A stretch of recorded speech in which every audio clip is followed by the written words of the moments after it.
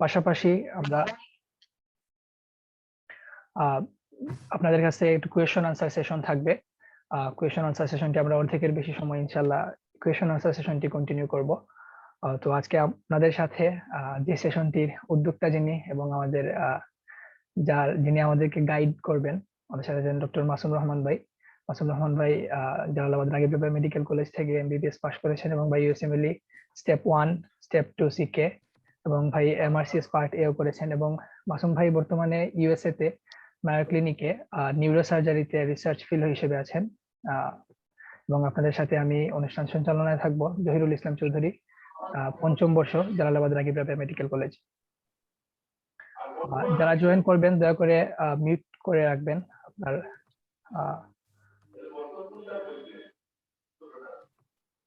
কয়েকজনের দেখতে পাচ্ছি আমরা আনমিউটেড, আপনারা যদি দয়া করে একটু মিউট করে ফেলেন।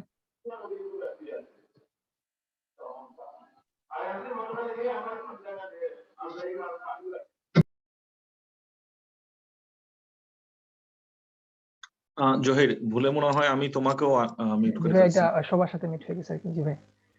আচ্ছা আচ্ছা ঠিক আছে, I think you are good now. আচ্ছা, আমি তোমাকে হোস্ট করে দিই অথবা দেখি কো হোস্ট করা যায় কিনা। তাহলে তুমি, আচ্ছা তোমাকে হোস্ট করে দিলাম, কেমন? আচ্ছা, তাহলে তুমি একটু দেখবা যে যদি মিউট করা দরকার হয় মিউট করে দিই। অলরাইট ভাই, হোস্ট হিসেবে আপনি থাকলেই মনে হয় ভালো হবে, আমাকে কো হোস্ট করে দেন, কারণ যদি হঠাৎ ওয়াইফাই টিকে চলে যায় তাহলে হয় বিপদে পড়ে যাবো। আচ্ছা, সমস্যা নেই, যেটা হয়েছে। Alright, thank you so much Zahirul for your nice intro. আমরা আসলে খুবই আনন্দিত এরকম একটা সেশন করতে পারার জন্য। মাঝে মধ্যে সংকোচ বোধ হয় যে আসলে কি এত সেশন করা দরকার আছে কিনা, কিন্তু এত এত কোশ্চেন পাই, এখন আমরা এত এত কোশ্চেন পাই এবং এখনো ইউএসএমএল ব্যাপারে আমাদের এত এত মিসকনসেপ্ট, সেই কোশ্চেন গুলো অ্যাকচুয়ালি আমাদের অনুপ্রেরণা যে আমাদের এই সেশন আরো বেশি পড়া দরকার। সো গো হেড জহিরুল, আমরা যদি মোস্ট কমনলি আস্কড কোশ্চেন গুলো দিয়ে শুরু করতে পারি তাহলে। ভাই, যে মোস্ট কমনলি আস্কড কিছু কোয়েশ্চন ভাই তোমাদের আমার হাতে মানে আছে ভাই, আমরা সেগুলো দিয়ে শুরু করি। ভাই, যেহেতু আমরা বসছি গ্লিমস অফ ইউএসএমএলই, আসলে ভাই ইউএসএমএলই জিনিসটা কি এটা নিয়ে যদি আপনি একটু প্রথমে একটু শুরু করেন, যে তোমাদের অনেক বিগিনাররাও আছেন এবং অনেকে আছেন যারা একদমই নতুন। ওকে, থ্যাংক ইউ সো মাচ। যারা যারা জয়েন করছেন সবাইকে আসসালামু আলাইকুম।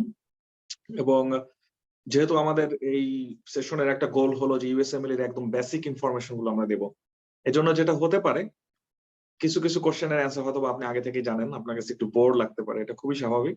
আপনাদের এখানে সবাই ওয়েলকাম যে কোনো কোশ্চেনের জন্য, এবং এই সেশনটা অ্যাকচুয়ালি সবার জন্য ওপেন। কেউ বিগিনার তার জন্য ওপেন, কেউ অলরেডি ডিসিশন নিয়ে ফেলছি অলরেডি প্রিপারেশন নিচ্ছি তার জন্য ওপেন।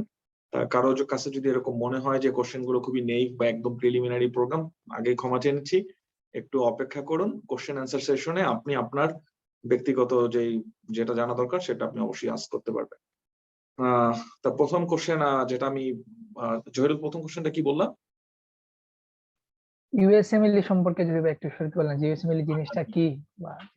ওকে, হ্যাঁ, এটা একটা কমন কোশ্চেন যে ইউএসএমএল আসলে কি, এটা করলে কি হয়, যে ইউএসএমএল স্টেপ 1 দিলে কি হয়, ফেসবুকে স্ট্যাটাস দেওয়ার পাশাপাশি আর কি করা যায়।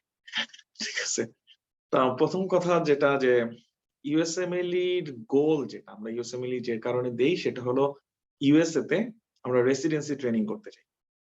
ইউএসএ তে রেসিডেন্সি ট্রেনিং মানে কি, বাংলাদেশে যেরকম এমডিএমএস এগুলোতে আমরা বলি না যে রেসিডেন্সিতে চান্স পাইছে, রেসিডেন্সিতে ম্যাচ পাইছে, রেসিডেন্সিতে চান্স পাইছে, এই কথাগুলো বলি। যেমন আজকেও রেসিডেন্সির রেজাল্ট দিল, হয়তোবা এমডি পরীক্ষা এমএস পরীক্ষার অনেকেই চান্স পাইছে, সবাইকে কংগ্রাচুলেশনস।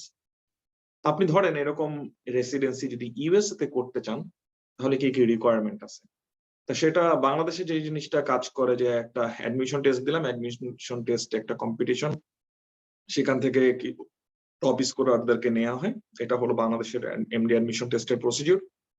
বাট ইউএসএ এর যেটা রেসিডেন্সি সেটা প্রসিডিউরটা অ্যাকচুয়ালি এরকম না। এটার জন্য আপনাকে ইউএসএমএলই দিবেন। যখন আপনি ইউএসএমএলই দিবেন, ইউএসএমএলই দেয়া মানে হলো আপনি রেসিডেন্সি ট্রেনিং করার জন্য কোয়ালিফাইড হলেন। যখন আপনার ইউএসএমএলই থাকলো, আপনার একটা সিভি হলো, এটা নিয়ে আপনি রেসিডেন্সির জন্য অ্যাপ্লিকেশন করতে পারবেন। অর্থাৎ ইউএসএমএলই হলো রেসিডেন্সির একটা রিকোয়ারমেন্ট। ইউএসএমএল ছাড়া অ্যাপ্লাই করা যাবে না। যদি শুধু ইউএসএমএল করলে কি হয়ে গেল কিনা, না, শুধু ইউএসএমএল করলেন কিন্তু আপনি রেসিডেন্সি করলেন না, সেই ইউএসএমএল এর অ্যাকচুয়ালি কোনো ভ্যালু নেই। আশা করি হোয়াট ইজ ইউএসএমএল এই ব্যাপারে একদম গ্রস একটা আইডিয়া দিতে পারলাম। যদি আরো কিছু বলা যায় যে ইউএসএমএল এটা আসলে কিভাবে কাজ করে, ইউএসএমএল তে 3টা পরীক্ষা হয় বর্তমানে, আগে 4টা ছিল। এক হলো ইউএসএমএল স্টেপ 1, তারপরে হলো ইউএসএমএল স্টেপ 2 সিকে, পূর্বে যেটা ছিল সেটা হলো ইউএসএমএল স্টেপ 2 সিএস, অর্থাৎ এটা বেড সাইড। ইউএসএমএল স্টেপ 1 এবং স্টেপ 2 সিকে বেড সাইড না, এটা এমসিকিউ পরীক্ষা, কম্পিউটার বেসড, এবং এই 2টা পরীক্ষায় বাংলাদেশ থেকে দেওয়া যায়। স্টেপ 2 সিএস টা আগে ছিল, কিন্তু করোনা আসার পর থেকে স্টেপ 2 সিএস টা ক্যান্সেল, কারণ এখানে পেশেন্ট কন্ট্যাক্টের একটা ব্যাপার আছে, এজন্য তারা ফিজিক্যাল ডিস্টেন্স এর জন্য এটা এখন আপাতত বন্ধ। নিয়ার ফিউচারে এটা ওপেন করবে কিনা এই ব্যাপারে তারা কোনো কিছু বলেনি, মোস্ট লাইকলি করবে না। সেই সিএস পরীক্ষার বদলে এখন যেটা আছে সেটা হলো ওইটি এক্সাম, অকুপেশনাল ইংলিশ টেস্ট। আপনারা সবাই এটার সাথে ফ্যামিলিয়ার। একজন মানুষ যখন স্টেপ 1 এবং স্টেপ 2 সিকে এবং ওইটি শেষ করতে পারে, তখন সে হয়ে যায় ইসিএফএমজি সার্টিফাইড। ইসিএফএমজি জিনিসটা কি? ইসিএফএমজি হলো যে educational commission or committee for foreign graduate, ECFMG. তা ইউএসএ হলো একমাত্র দেশ যেই দেশ ফরেন মেডিকেল গ্রাজুয়েটদের জন্য একটা আলাদা বোর্ড, আলাদা কমিশন এবং আলাদা একটা সিস্টেম চালু করছে। আমার জানা নেই অন্য কোনো দেশ কি এরকম ডেডিকেটেড একটা কমিশন অথবা একটা গ্রুপ, একটা বোর্ড রেখে দিচ্ছে কিনা, যেটা ফরেন মেডিকেল গ্রাজুয়েট যারা এখানে ঢুকতে চায়, ট্রেনিং করতে চায় তাদের জন্য। এটা আমার ডাউট আছে যে অন্য কোনো দেশে এরকম ডেডিকেটেড একটা বোর্ড আছে কিনা। তো ইসিএফএমজি সার্টিফিকেশন মানে হলো আপনি এখন ইউএসএ তে ডক্টর হওয়ার জন্য এলিজিবল, ডক্টরের সার্টিফিকেশন পেয়ে গেলেন। এখন সেই সার্টিফিকেশন নিয়ে আপনি রেসিডেন্সিতে অ্যাপ্লাই করতে পারবেন। রেসিডেন্সিতে এরকম অনেক মানুষ অ্যাপ্লাই করবে যাদের সবারই ইউএসএমএল ডান।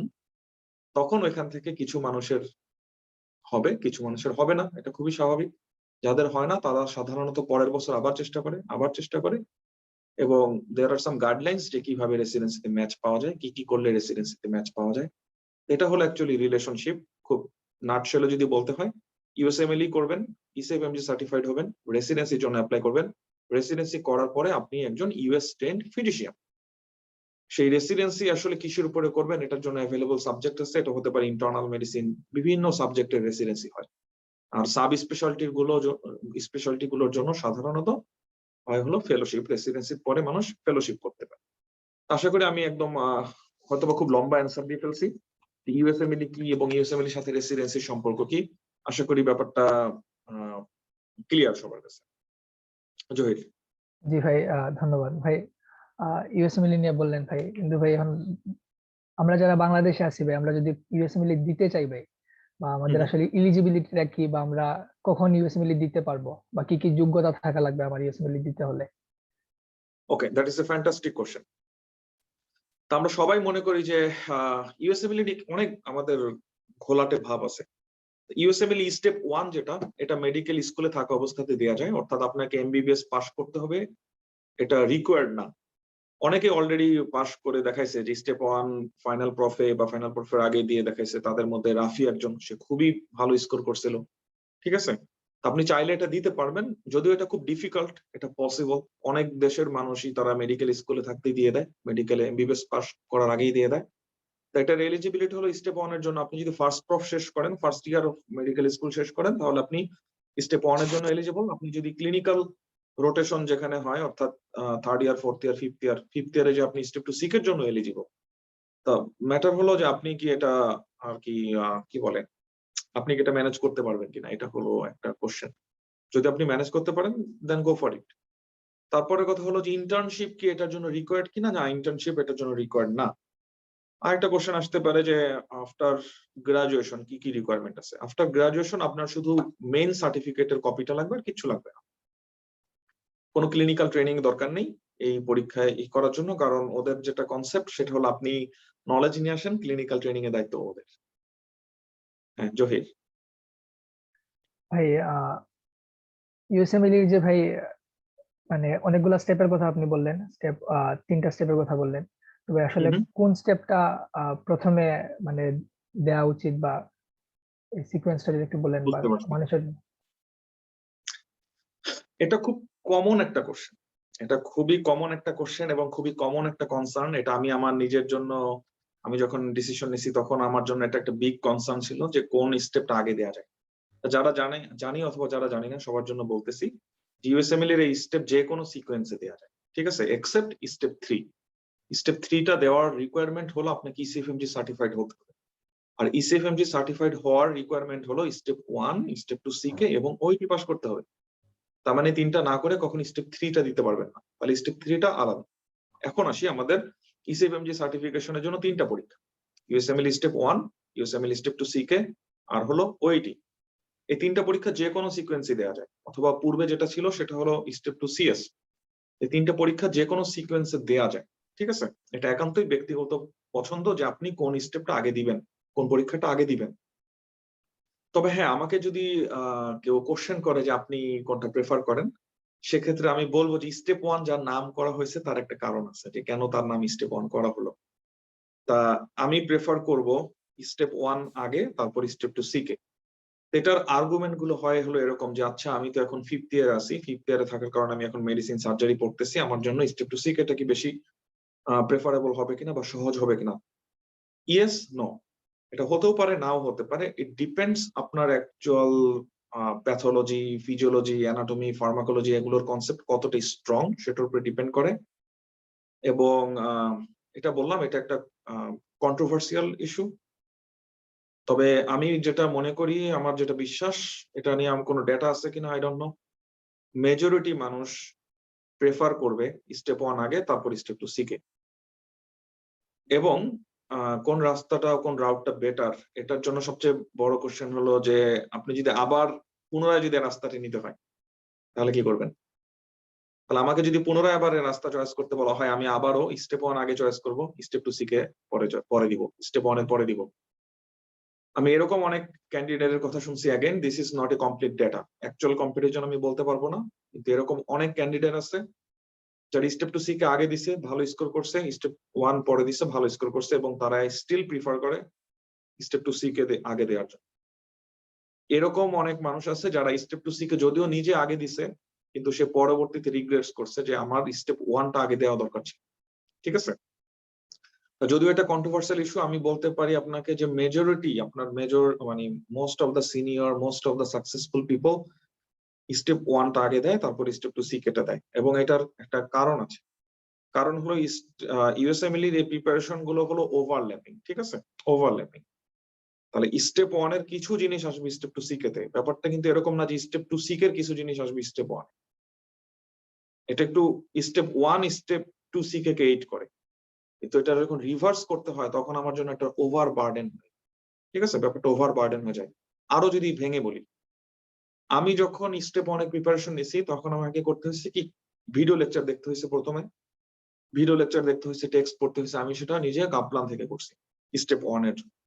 তাহলে স্টেপ 1 আমি কাপলানের ভিডিও লেকচার দেখলাম, কাপলান পড়লাম, অর্থাৎ একটা লেকচার দেখলাম, আমি একটা টেক্সট পড়লাম, তারপর আমি কোশ্চেন করলাম, তারপরে পরীক্ষা দিলাম। কিন্তু এই সিকোয়েন্সটা স্টেপ 2 সিকের জন্য করতে হয়নি আমার। কারণ কি? কারণ স্টেপ 1 করার কারণে আমার সব কনসেপ্ট ক্লিয়ার অলমোস্ট। এখন আমাকে একটু অ্যাডভান্সড পড়াশোনা করতে হবে স্টেপ 2 সিকের জন্য। সেটার জন্য আমি স্টেপ 2 সিকের জন্য আমাকে ওই টেক্সট করতে হয়নি, ভিডিও করতে হয়নি, শুধু সরাসরি আমি কোশ্চেন ব্যাংকে জাম্প করতে পারছি। কিন্তু কেউ যদি স্টেপ 2 সিকে আগে করে, সে কোনোভাবেই কোনো কিছু স্কিপ করতে পারবে না। কেউ যদি স্টেপ 2 সিকে আগে দেয়, তাহলে অবশ্যই এটা পসিবল। অবশ্যই আমি বলবো না যে এটা একেবারে খুবই ব্যাড, মানে একদম 100% bad area, no, 100% bad area হবে কেন? বাট কনসার্ন গুলো জানা উচিত। কেউ যদি স্টেপ 2 সিকেটা আগে দেয়, তাহলে তাকে যেটা করার জন্য আমি সাজেস্ট করব বা করা উচিত হবে, কারণ একদম আনফ্যামিলিয়ার, এটা ইউএসএমএল এর প্রথম এক্সাম হবে তখন আপনার জন্য। তখন আপনার জন্য যেটা করলে ভালো হবে যে লেকচার, টেক্সট, খুব ডিটেইলস লেকচার দেখতে হবে, একটা ডিজিজের পুরো প্যাথোফিজিওলজি, পুরো মেকানিজম, এটা relevant, anatomy, physiology, pharmacology, everything সবকিছু জানবেন। ভিডিও লেকচার দেখে টেক্সট পড়বেন, তারপরে কোশ্চেন ব্যাংক করবেন, তারপরে পরীক্ষা দিবেন। তাহলে সিকেটা এভাবে দেওয়ার পর স্টেপ 1 এ যেয়ে কি আপনি তখন ভিডিও লেকচার এবং টেক্সটকে অ্যাভয়েড করতে পারবেন কিনা? অ্যান্সার হলো না। কারণ স্টেপ 1 এর পরীক্ষার ডিজাইনটা এরকম, এত বেশি ডিটেইলস এবং বেসিক জিজ্ঞেস করা হয়, এটা খুব রিস্কি হয়ে যাবে। যেটা আপনি স্টেপ 2 সিকের ভিডিও লেকচার দেখলেও স্টেপ 1 এটা কভার হবে না। তার মানে আপনি স্টেপ 1 এ যখন আবার আসবেন, ঠিক একইভাবে আপনাকে ভিডিও লেকচার এবং টেক্সট কভার করে তারপরে কোশ্চেন ব্যাংকে যেতে হবে। তাহলে এখানে কনসেপ্ট একদম ক্লিয়ার যে কেউ যদি স্টেপ 1 থেকে স্টেপ 2 শিখতে যায় তাহলে একটা মেজর কম্পোনেন্ট সে অ্যাভয়েড করতে পারে এবং সবাই করে। কেউ যদি স্টেপ 2 শিখে থেকে স্টেপ 1 এ আসে তাহলে কিন্তু ওই মেজর কম্পোনেন্টটা সে অ্যাভয়েড করতে পারে না। এজন্য আমি পার্সোনালি প্রেফার করি বা আমি আমার যত স্টুডেন্ট আছে জুনিয়র আছে সবাইকে আমি বলি যে স্টেপ 2 শিখে আগে না দিয়ে স্টেপ 1 টা আগে দিতে। ঠিক আছে? এবং আরেকটা ব্যাপার যেটা যে বাংলাদেশে যে পড়ালেখা বা কারিকুলাম এটা মনে হয় না খুব একটা বেশি হেল্প করে। জহিরুল। জি ভাই, ধন্যবাদ। যারা আমাদের সাথে এখন নতুন জয়েন করছেন, আপনারা সবাই জয়েন করার শুরুতেই আপনার মাইক্রোফোনটি মিউট আছে কিনা একটু চেক করে নেবেন। ভাই, আমাদের তো একটা লম্বা টাইম, ভাই আমরা বলছিলাম যে অর্ধেকের মতো সময় কোয়েশ্চেন আনসার সেশনের জন্য রাখবো। আমরা কি এটা এখন কোয়েশ্চেন নিব নাকি ভাই কমনলি আস্ক কোশ্চেন কিছু আমরা কোয়েশ্চেন পরে নিব? নিই, কারণ আপনারা যদি সেশনটা খেয়াল করেন আমরা কিন্তু অলরেডি কোশ্চেনের অ্যান্সার দিচ্ছি এবং এই জি কোশ্চেন ভাই। গুলো কিন্তু আমরা স্টুডেন্টের কাছ থেকে অলরেডি পেয়েছি। সো আপনারা রিচ করতে পারতেন আমাদেরকে। আপনারা যদি আমাদেরকে সেশনের আগেই রিচ করতেন তাহলে আমরা আপনার কোশ্চেনটা এখানে চলে আসতো। তো অলরেডি আমাদের কাছে অনেক কোশ্চেন আছে, আমরা সেই কোশ্চেনের অ্যান্সার গুলো দিচ্ছি। এটার মাধ্যমে আপনি আপনার অনেক কোশ্চেনের অ্যান্সার পেয়ে যাবেন। তারপরে যদি না পেয়ে থাকেন সেই কোশ্চেনের অ্যান্সারটা আমরা সবার শেষে দেই। কেমন? জি ভাই।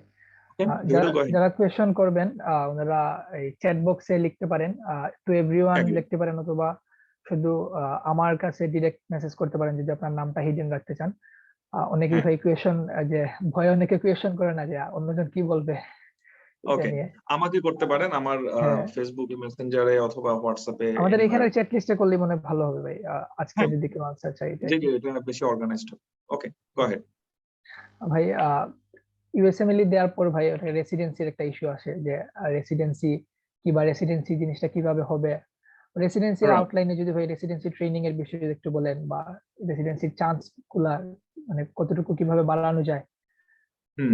এই বিষয় সম্বন্ধে যদি একটু বলেন ভাই। That's a good question. আমি অবশ্যই বিভিন্ন কোশ্চেনের অ্যান্সারের মাধ্যমে এই ব্যাপারটা ক্লিয়ার করার চেষ্টা করব। কারণ অনেক মিথ আছে আমাদের দেশে, ইউএসএ মিলে নিয়ে অনেক মিথ আছে। আমাদের অ্যাকচুয়ালি অনেক নলেজ গ্যাপ আছে, আমরা অনেক কিছু জানি না। না জানার জন্য আমরা অনেক দ্বিধাদ্বন্দ্বে ভুগি আর কি। ঠিক আছে? এবং অনেক সময় ডিমোটিভেট হয়ে যাই। তা প্রথম কথা, ইউএসএমএলই আমি যেটা বললাম আজকে যে ইউএসএমএলইর গোল হলো, আমি কেন ইউএসএমএলই দিব? আমি ইউএসএমএলই দিব কারণ আমি রেসিডেন্সিতে ঢুকতে চাই। What is the process? প্রসেসটা হলো এরকম যে আপনার ইউএসএমএলই যখন শেষ তখন আপনি ইসিএফএমজি সার্টিফাইড। প্রতি বছরে একবার ইউএস এর এই রেসিডেন্সি প্রক্রিয়াটা হলো একদম সেন্ট্রালাইজড। আপনি যে প্রসেস দিয়ে যাবেন একজন ইউএস মেডিকেল গ্রাজুয়েটকে সেম প্রসেস দিয়ে যেতে হবে। আপনি যেভাবে অ্যাপ্লাই করবেন তাকে সেম ভাবে অ্যাপ্লাই করতে হবে। আপনাকে ইউএসএমএলই দিতে হচ্ছে, তাকেও ইউএসএমএলই দিতে হচ্ছে। এবং এটা প্রতি বছর একবার হয়। প্রতি বছর একবার অ্যাপ্লাই করা যায়। অ্যাপ্লিকেশন সেশনটা সাধারণত সেপ্টেম্বর মাসে। তা চেষ্টা করতে হবে আপনার সেপ্টেম্বরের আগে অ্যাপ্লাই করার যোগ্যতা অর্জন করতে পারছেন। কিভাবে? ইউএসএমএলইটা শেষ করতে হবে। তো যখন আপনার ইউএসএমএলইটা শেষ, ইউএসএমএলই শেষ একটা স্টেপ শেষ করেই অ্যাপ্লাই করা যায়, কিন্তু সেটাতে আপনি কোনোদিনও চান্স পাবেন না। তো আপনাকে যেটা করা উচিত, ইসিএফএমজি সার্টিফাইড হয়ে পরে অ্যাপ্লাই করা। মানুষ সাধারণত আমাদের মতন যারা ইন্টারন্যাশনাল গ্রাজুয়েট আছে তারা সাধারণত এই কাজটাই করে। ইসিএফএমজি সার্টিফাইড হয়ে অ্যাপ্লাই করে। অ্যাপ্লাই করার সময়টা কখন? সেপ্টেম্বর মাসে। অ্যাপ্লাই করতে কি লাগে? কিছুই লাগে না। মেডিকেল স্কুল ডিপ্লোমা অর্থাৎ সার্টিফিকেট, ইসিএফএমজি সার্টিফিকেট অর্থাৎ ইউএসএমএলই গুলো সব ডান। ৩টা লেটার অফ রিকমেন্ডেশন, সেটা আপনি হোম কান্ট্রি থেকে নিতে পারেন অর্থাৎ আপনার প্রফেসর থেকে নিতে পারেন একটা, ৩টা বা ৪টা লেটার। আর বাকিগুলো যদি ইউএসএ রিলেটেড হয় তাহলে ভালো হয় যে ইউএস এর কোনো একটা ফিজিশিয়ানের সাথে আপনি রিসার্চ করছেন অথবা কোনো একটা ফিজিশিয়ানের সাথে আপনি ক্লিনিকে অবজারভারশিপ করছেন, সেখান থেকে আপনি তার কয়েকটা লেটার যদি নিতে পারেন, সেটা একটা রিকোয়ারমেন্ট। একটা লাগে পার্সোনাল স্টেটমেন্ট। পার্সোনাল স্টেটমেন্টে আপনি আপনাকে সেল করবেন, who you are, why you want this specialty, why you want this program, why you want to pursue US career, এ ধরনের কথাবার্তা লিখে আপনি কনভিন্সিং এবং নিজেকে সেল করার মতন একটা পার্সোনাল স্টেটমেন্ট লিখবেন। তারপরে আপনার এক কপি ছবি। ঠিক আছে? এই সবগুলো জিনিস নিয়ে আপনি অ্যাপ্লাই করবেন। আপনি যখন অ্যাপ্লাই করবেন তখন আপনাকে ২টা-৩টা জিনিস মাথায় রাখতে হবে। আপনি কোন স্পেশালিটিতে অ্যাপ্লাই করতেছেন। তারপরে কথা হলো যে আপনার এই স্পেশালিটি জন্য যে প্রোগ্রাম গুলো, আপনি কোন প্রোগ্রামে অ্যাপ্লাই করতেছেন। প্রোগ্রাম মানে হলো হসপিটালের নেম গুলোকে প্রোগ্রাম বলা হয়। তাহলে প্রথমে আপনি সিলেক্ট করবেন স্পেশালিটি এবং এই স্পেশালিটির মধ্যে আপনার একটা লিস্ট আসবে যে এত এত প্রোগ্রাম আছে। সেখান থেকে আপনি কিছু সিলেক্ট করবেন যে আমি এই প্রোগ্রামে আমি আমার ট্রেনিং করতে চাই। করার পরে আপনি অ্যাপ্লিকেশন সাবমিট করলেন। সাবমিট করার পরে আপনাকে প্রোগ্রাম থেকে ইন্টারভিউ পাঠাবে। তারা এরকম আপনার মতন অনেক অ্যাপ্লিকেন্টের অ্যাপ্লিকেশন পাবে। পাওয়ার পরে ওরা ডিসাইড করবে যে আমরা কিছু মানুষকে এখান থেকে ইন্টারভিউ করব। তখন তারা ইন্টারভিউ করবে। আপনি যদি ধরেন ১০০-২০০ প্রোগ্রামে এপ্লাই করেন, সেক্ষেত্রে আপনি আপনার ক্রেডেনশিয়াল বলে দিবে আপনি কয়টা ইন্টারভিউ পাবেন। ঠিক আছে? তো ধরেন আপনি কিছু ইন্টারভিউ পেলেন। ইন্টারভিউ পাওয়ার পরে আপনি একটা চয়েস দিবেন যে ঠিক আছে আমি তো ৫ টা ইন্টারভিউ পাইছি। এই প্রোগ্রামটা আমার ১ নাম্বার চয়েস, এই প্রোগ্রামটা আমার ২ নাম্বার চয়েস, এই প্রোগ্রামটা আমার ৩ নাম্বার চয়েস, এই প্রোগ্রামটা আমার ৪ নাম্বার চয়েস। এভাবে আপনি আপনার এই চয়েসটা সাবমিট করবেন আফটার ইন্টারভিউ। আবার ওদিকের থেকে আপনার যে প্রোগ্রামগুলো আপনাকে ইন্টারভিউ করছে, তাদের কাছে একটা লিস্ট থাকবে যে ওকে আমি তো এই ২০ টা অ্যাপ্লিকেন্টকে ইন্টারভিউ করছি বা ২০০ অ্যাপ্লিকেন্টকে ইন্টারভিউ করছি। আমি এদেরকে চাই। তারা একটা লিস্ট দিবে। তখন এই লিস্টে যদি কমন হয়ে যায়, ম্যাচিং হয়ে যায়, তখন যেয়ে আপনি ম্যাচ পেয়ে গেলেন অর্থাৎ রেসিডেন্সিতে চান্স পেলেন। যে একটা প্রোগ্রাম আপনাকে চায়, আপনি ওই প্রোগ্রামকে চান। ব্যাস ম্যাচিং হয়ে গেছে। এখন কথা হলো ভাইয়া হোয়াট ইফ আমি ৫ টা প্রোগ্রামকে চাই, ৫ টা প্রোগ্রামই আমাকে চায়। তখন কি হবে?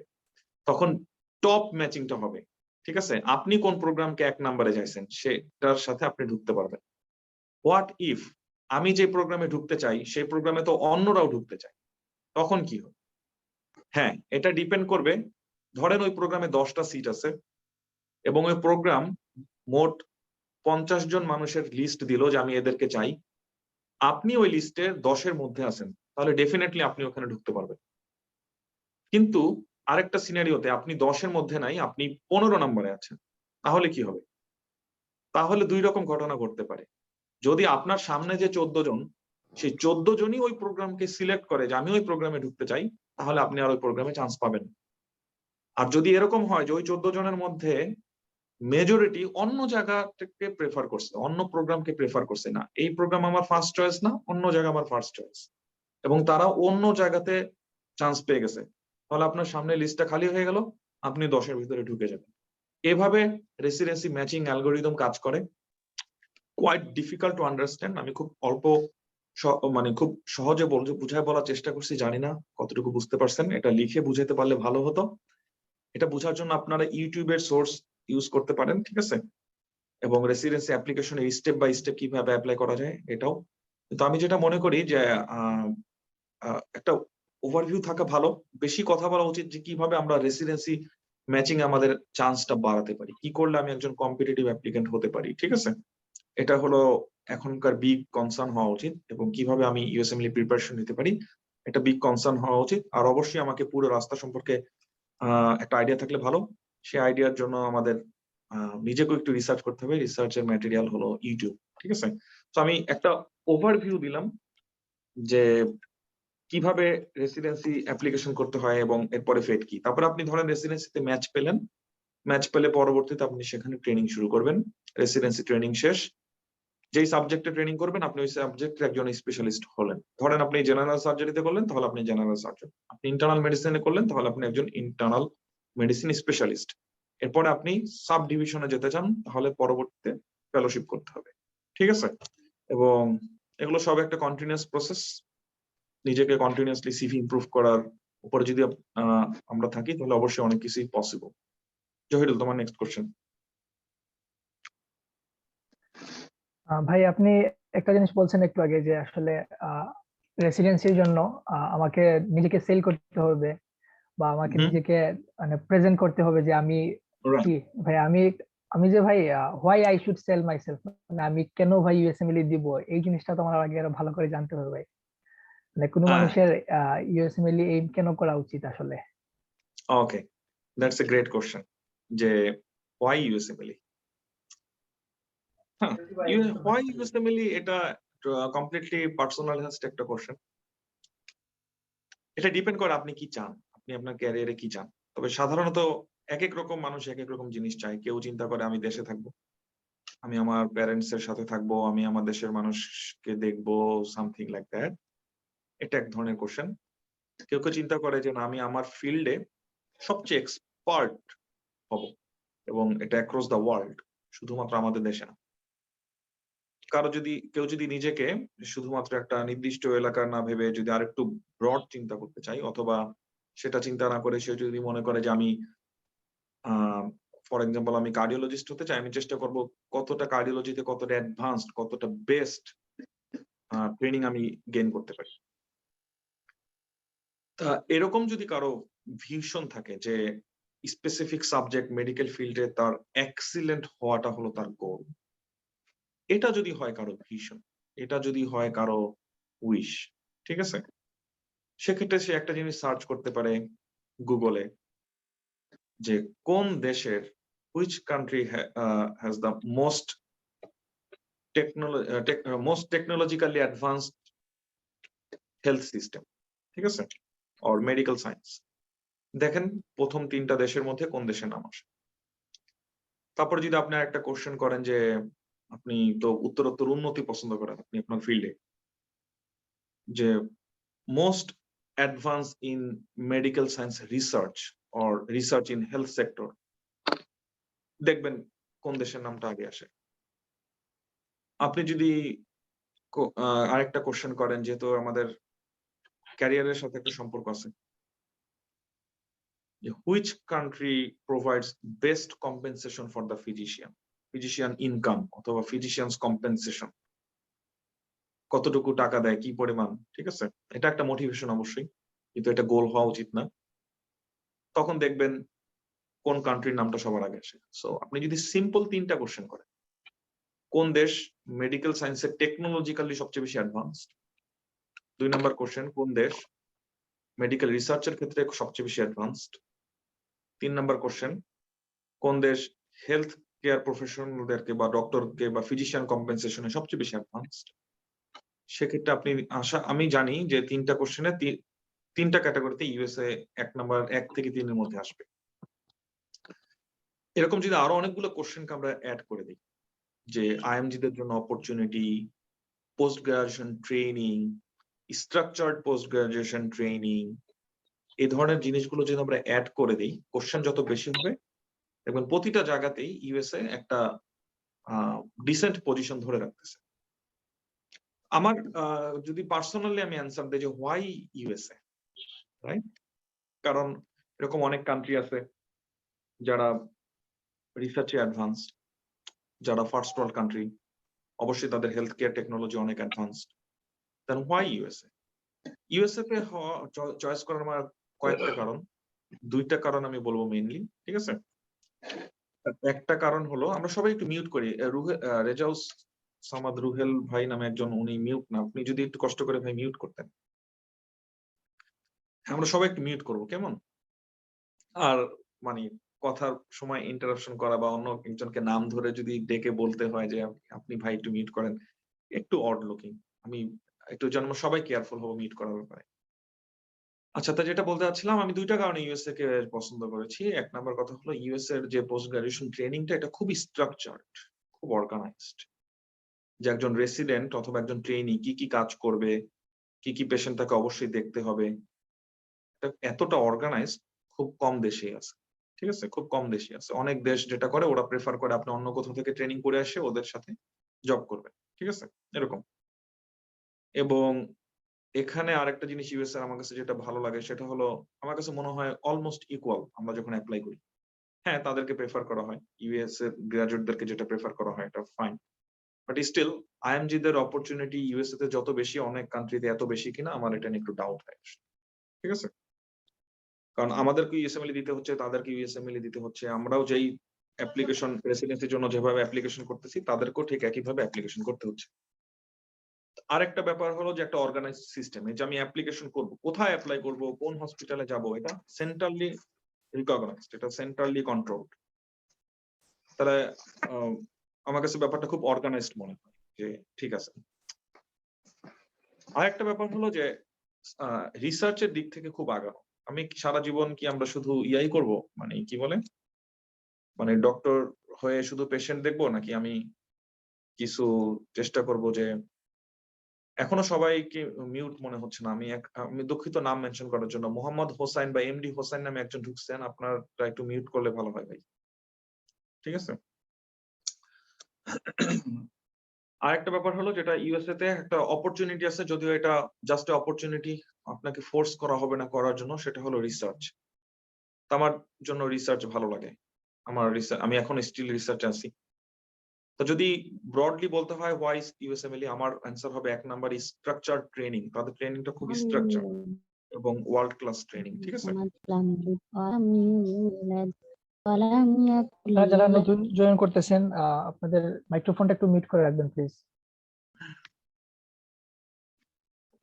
এখানে আচ্ছা, সমস্যা নেই। এটা একটু chaotic হয় মাঝে মধ্যে। ঠিক আছে? আশা করি বাকি যারা আছে আপনারা খুব একটা ডিস্টার্ব হবেন না। ঠিক আছে? আমি দুঃখিত।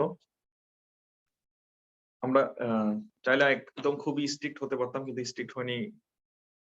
আমরা এটা একটা ইন্টারেক্টিভ সেশন করতে চাইছি। ঠিক আছে? অলরাইট।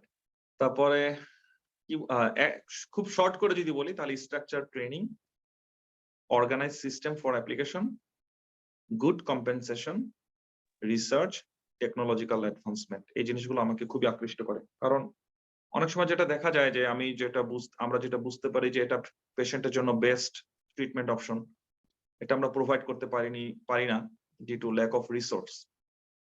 এটা আই ডোন্ট নো, এটা এক একজনের জন্য এক এক রকম। এটা অনেকের জন্য খুবই স্ট্রেসফুল।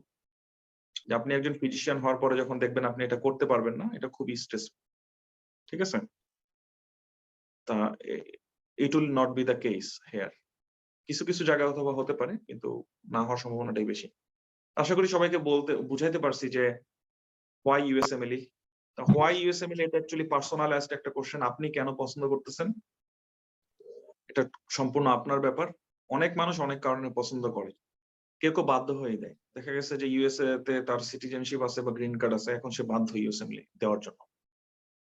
অথবা সে বিয়ে করছে ইউএসএ তে, এখন সে ইউএসএমএল দেওয়ার জন্য বাধ্য। তবে এরকম অনেক মানুষ আছে যারা শুধু ইউএসএ ট্রেনিং এর প্যাশন নিয়ে ইউএসএমএল জার্নি শুরু করে। আলহামদুলিল্লাহ, I am one of them. আমি শুধুমাত্র ইউএস এর ট্রেনিং এর বা ইউএস এর মেডিকেল এক্সেলেন্সি এটার কথা চিন্তা করে ইউএসএমএল জার্নি শুরু করতে পারছি আর কি, সাহস করতে পারছি। এরকম অনেকে আছে, অনেক আছে এরকম এক্সাম্পল। ব্যাপারটা এরকম না যে আপনাকে ইউএসএ তে এরকম টাই থাকা লাগবে, স্ট্রং সাপোর্ট থাকা লাগবে, গ্রিন কার্ড থাকা লাগবে, না হলে ইউএসএমএল দিতে পারবেন না। ব্যাপারটা এরকম না। ঠিক আছে জহিরুল, নেক্সট কোশ্চেন। ভাই একজন স্টুডেন্টের আসলে কখন ইউএসএমএল প্রিপারেশন শুরু করা উচিত, মানে যে ইউএসএমএল দিতে চায়? হ্যাঁ, এটা আমি বলবো আমার জন্য এটা একটা রেট লিমিটিং স্টেপ ছিল। কারণ ইউএসএমএল নিয়ে এত বেশি ডিমোটিভেশন, এত বেশি নেগেটিভ কথা বলা হয়, এত সেটা আমরা ডিসিশন নিতে পারি না, অথবা ডিসিশন নিলেও সেটার উপরে স্থির থাকতে পারি না।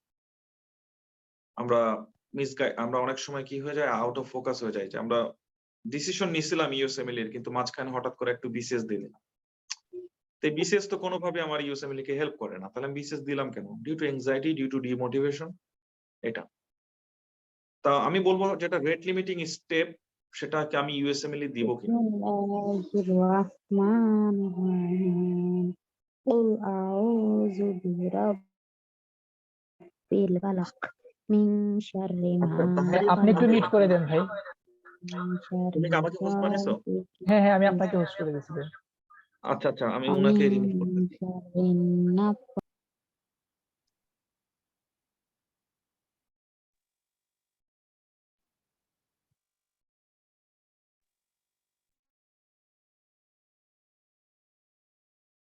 সরি সবাইকে। আমি আই ডোন্ট নো কেন উনি এরকম করতেছে, এর আগে কয়েকবার করছে।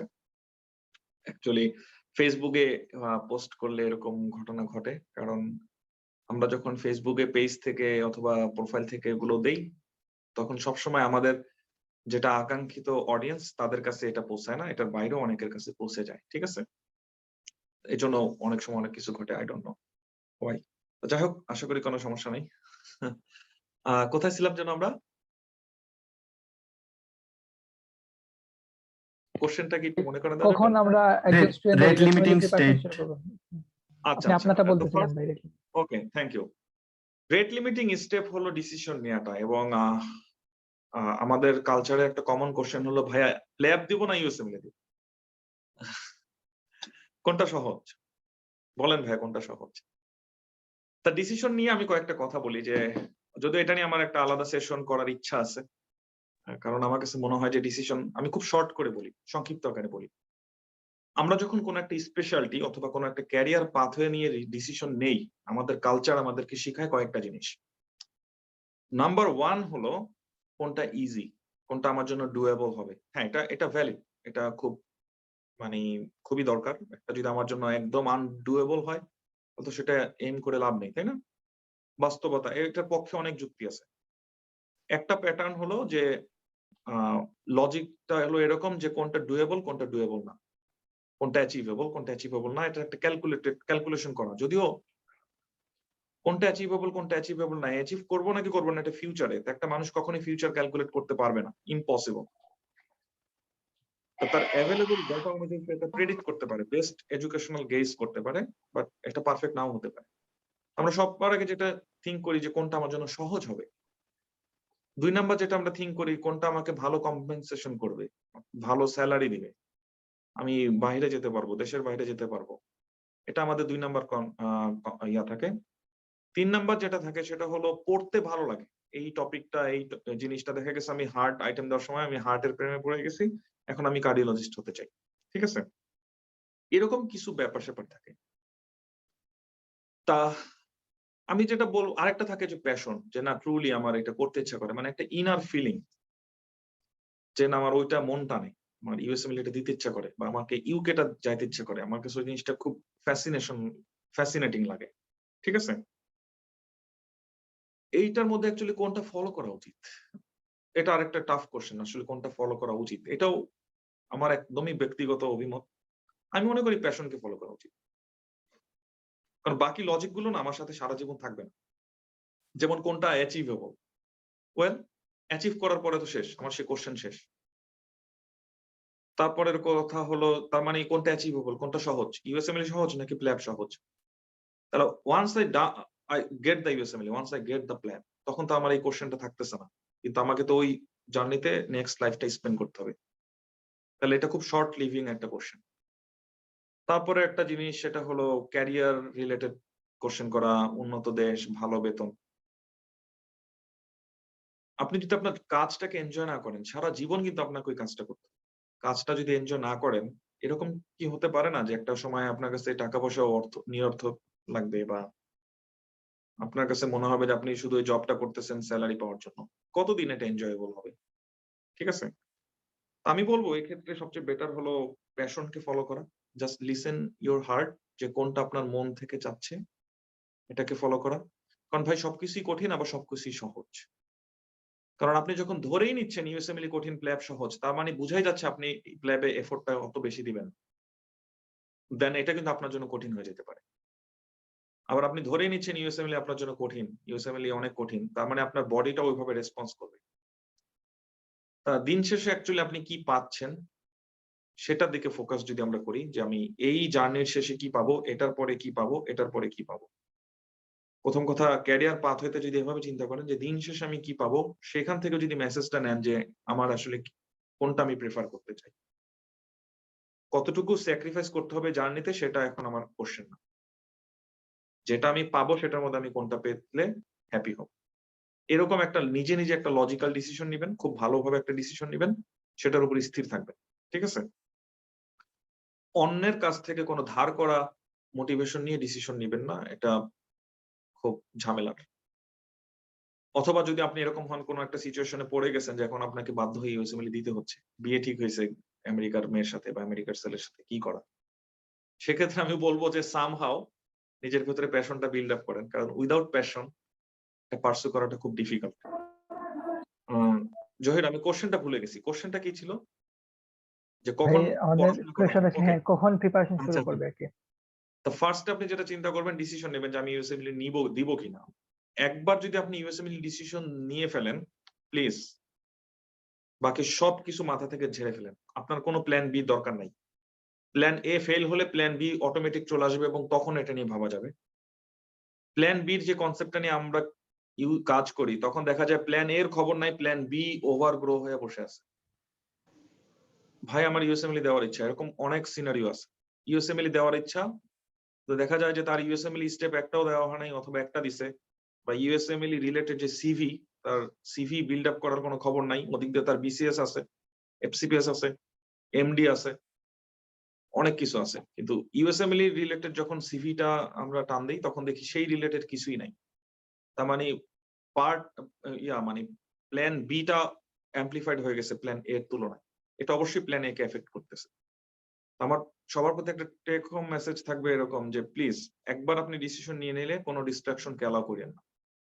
কারণ আপনি তো ইউএসএমএল কে অন্য সবকিছুর চেয়ে প্রায়োরিটি দিচ্ছেন, তাহলে কেন ওটার দিকে আপনার ফোকাস? কেন অন্য মানুষ এটা করলে আপনার খারাপ লাগে? ইউএসএমএল একটা লং জার্নি, আপনার কাছে দীর্ঘদিন মনে হবে যে আপনি ওর্থলেস, আপনি কি করতেছেন, বাসায় বসে পড়তেছেন, অন্যদের অনেক কিছু হয়ে যাচ্ছে। এটা একটা common feeling. But once you get the USMLE done, just think what you are going to get. আপনি ইউএস এর একটা ওয়ার্কিং এনভায়রনমেন্ট, ইউএস এর একটা হসপিটাল, ইউটিউবে ভিডিও আছে, দেখেন। আপনি এটা পেতে যাচ্ছেন, আপনি এটা এম করতে যাচ্ছেন। ইন্টারনাল মেডিসিন যদি হয় 3 বছরের রেসিডেন্সি, আফটার 3 ইয়ার্স, ধরেন 3 বছর আপনি ইউএসএমএল করলেন, 3 বছর আপনি ইন্টারনাল মেডিসিন করলেন, তারপরে আপনি একজন ইউএস ফিজিশিয়ান। Just think. এগুলোকে চিন্তা করে বাকি যত ডিস্ট্রাকশন গুলো আছে এটাকে মিনিমাইজ করে যখন ডিসিশন ফাইনাল, দৃঢ় প্রত্যয়ী হন যে অন্য কোনো ডিস্ট্রাকশন আপনি মন দিবেন না, then focus on study on that day. একদম সেদিন থেকেই। এটা কোনো ম্যাটার না আপনি কোন ইয়ারে পড়েন। আপনি যদি ফার্স্ট ইয়ারে পড়েন সেদিন থেকেই শুরু করেন, যদি ফাইনাল ইয়ারে পড়েন সেদিন থেকেই শুরু করেন, যদি আপনি ওল্ড গ্রেড হন সেদিন থেকে শুরু করেন। কারণ ওল্ড গ্রেডদের জন্য তো একটা হোপ আছে। কোন ওল্ড গ্রেড কি ম্যাচ পায় নাই? গতবার একজন ম্যাচ পাইছে 1997 সালের গ্রেড, ম্যাচ পাইছে না? 10 বছরের পুরাতন গ্রাজুয়েট, 20 বছরের পুরাতন গ্রাজুয়েট, 15 বছরের পুরাতন গ্রাজুয়েট, 7 বছরের পুরাতন গ্রাজুয়েট, তারা অহরহ ম্যাচ পাচ্ছে। Why not you want to give a shot? একটা ট্রাই করেই দেখেন কি অবস্থা। লাইফ এভাবেও যাবে, ও ভেবেও যাবে। একবার যদি হয়ে যায়, একবার যদি আমি সাফিসিয়েন্টলি ট্রাই করে যদি এটাকে ঘটাতে পারি, কি হবে? জাস্ট রেসিডেন্সি 3 বছর 4 বছর পরে আমি ইউএস এর ফিজিশিয়ান হব। Just think, just think. এটাকে ফোকাস করেন যে কি হয়নি সেটা থেকে ফোকাস না করে কি হওয়া সম্ভব, চলেন আমরা সেটাতে ফোকাস করি। বইগুলো ধরেন, জাস্ট একটা ফার্স্ট এড, 3500 কোশ্চেন, প্রতিদিন একটু একটু করে আগাবো। কেন আগাতে পারবো না? অবশ্যই পসিবল। তার মানে হলো আমার এটা একটা টেক হোম মেসেজ থাকবে, যেদিন আপনি ডিসিশন নেবেন সেদিন থেকে পড়া শুরু করবেন। জহির, তোমার নেক্সট কোশ্চেন। হোয়াই ইউএসএমএল বা ইউএসএমএল এর হোপ নিয়ে আমি পরে আরো কিছু কথা বলবো। আমি আপনাদের জন্য একটা স্লাইড রেডি করছি। ভাই, আমরা ইতিমধ্যে কিছু কোয়েশ্চন পাচ্ছি পাস ফেল সিস্টেম নিয়ে, যে ইউএস এর পাস ফেল সিস্টেমটা বা মার্কিং এর যে বিষয়টা, এটা নিয়ে অনেকে কোয়েশ্চন করতেছেন যে এখন মার্কিং এর সিস্টেম আছে কিনা বা পাস ফেল এর সিস্টেম আছে কিনা, বা মার্কিং থাকলে এইটা রেসিডেন্সিতে কেমন প্রভাব ফেলবে, এগুলো নিয়ে অনেকগুলো কোয়েশ্চন আসতেছে আর কি।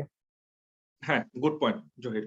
তোমার এই কোশ্চেনের সাথে সাথে আমার আরো একটা কোশ্চেন মাথায় আসলো, সেটা হলো 2024 সালের পরে নাকি আমরা ইউএসএমএল দিতে পারবো না, সেক্ষেত্রে কি হবে? ঠিক আছে, এই কোশ্চেনটা জাস্ট অনেক পাই আমি, সবাইকে রেসপন্স করতে পারেন আমি এটার জন্য দুঃখিত। প্রথম কথা আমি বলি পাস ফেল নিয়ে। পাস ফেল বিভিন্ন অ্যাঙ্গেলে কোশ্চেন করা যায় পাস ফেল সিস্টেমটা নিয়ে। তো প্রথমে একটা ব্যাকগ্রাউন্ড দেই যে ইউএসএমএল স্টেপ 1 আগে ছিল স্কোর বেসড, এই জানুয়ারি মাস থেকে, জানুয়ারি 2022 থেকে এটা পাস ফেলে কনভার্ট হয়ে যাচ্ছে। দেন আপনি যদি একটা ব্রড কোশ্চেন জুড়ে দেন, এটা দিয়ে কারা সবচেয়ে বেশি এফেক্টেড হবে, হওয়ার চান্স আছে? এখানে আমি হাইপোথিসিস গুলো বলবো, কারণ যে জিনিস এখনো ঘটে নাই, যে জিনিস এখনো ঘটে নাই, কারণ পাস ফেল সিস্টেম হবে জানুয়ারি মাস থেকে বা ফেব্রুয়ারি মাস থেকে, এই মানুষগুলো পাস ফেলের স্কোর সিস্টেম নিয়ে অ্যাপ্লাই করবে তারও 1 বছর পরে। তাহলে যে জিনিস এখনো ঘটে নাই ওইটা এখনই যাই আমরা বলি না কেন, এটা আমি যদি পক্ষে বলি এটাও হবে হাইপোথিসিস, আরেকজন যদি এটার বিপক্ষে বলে সেটাও হবে হাইপোথিসিস। কোনোটাই ট্রু না, কারণ এটা এখনো ঘটে নাই। আমাকে বুঝতে হবে কোনটা হাইপোথিসিস, কোনটা সায়েন্স, কোনটা ডেটা, যেটা অলরেডি এস্টাবলিশড। হাইপোথিসিস আর ডেটাকে যেন আমরা সবাই আলাদা করতে পারি, মনে থাকবে? বা অপিনিয়ন, হাইপোথিসিসও না, জাস্ট অপিনিয়ন, ওর কাছে মনে হচ্ছে।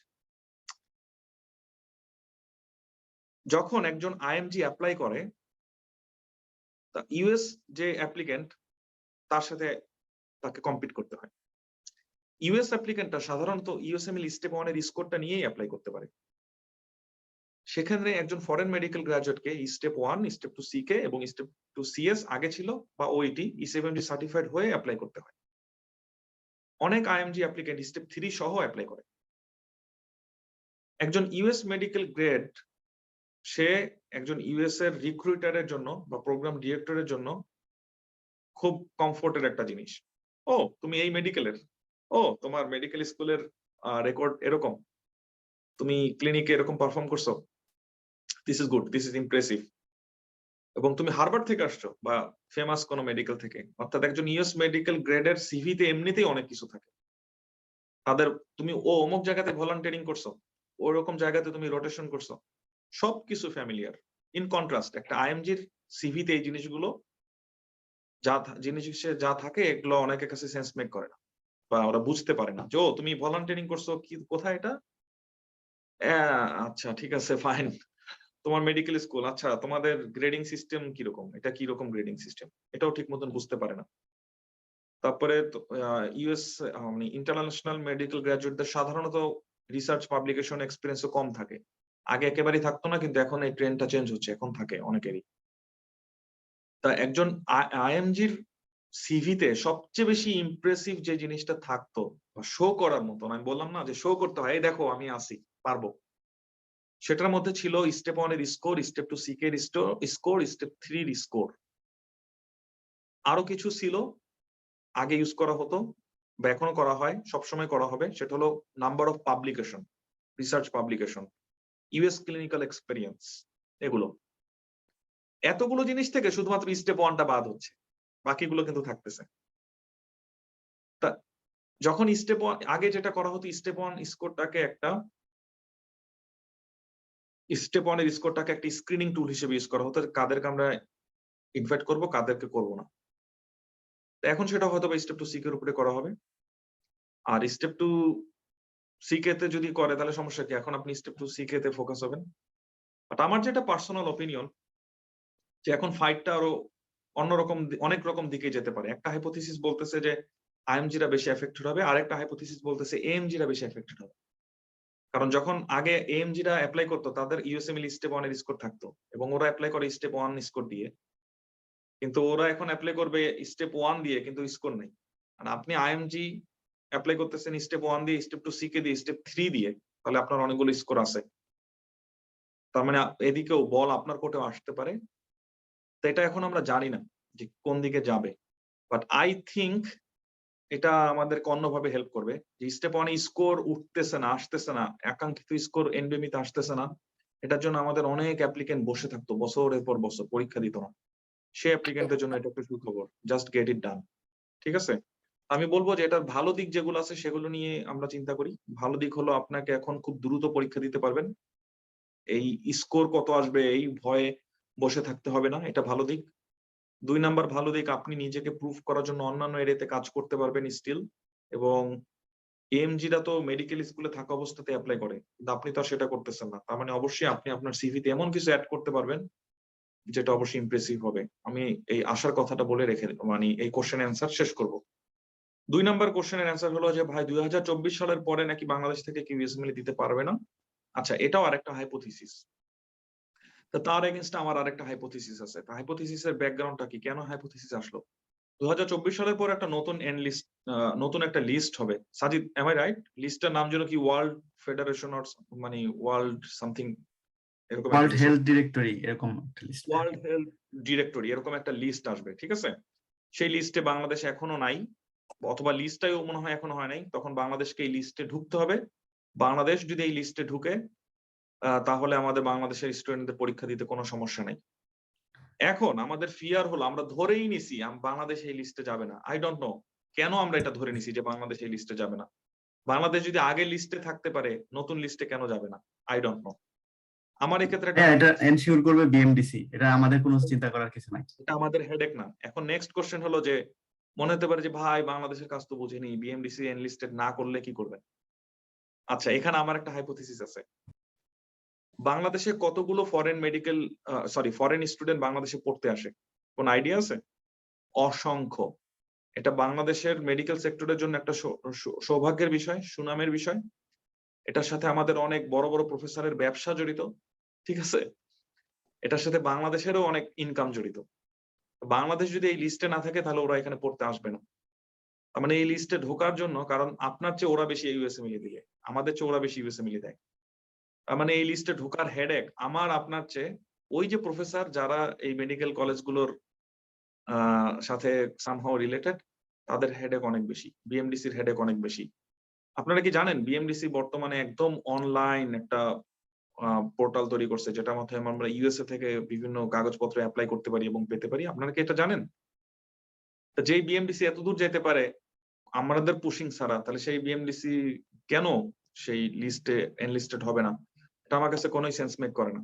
ঠিক আছে, অবশ্যই এটা এনলিস্টেড হবে, কারণ এনলিস্টেড না হলে ক্ষতির পরিমাণ অনেক ভয়াবহ, এটা কেউ মানবে না।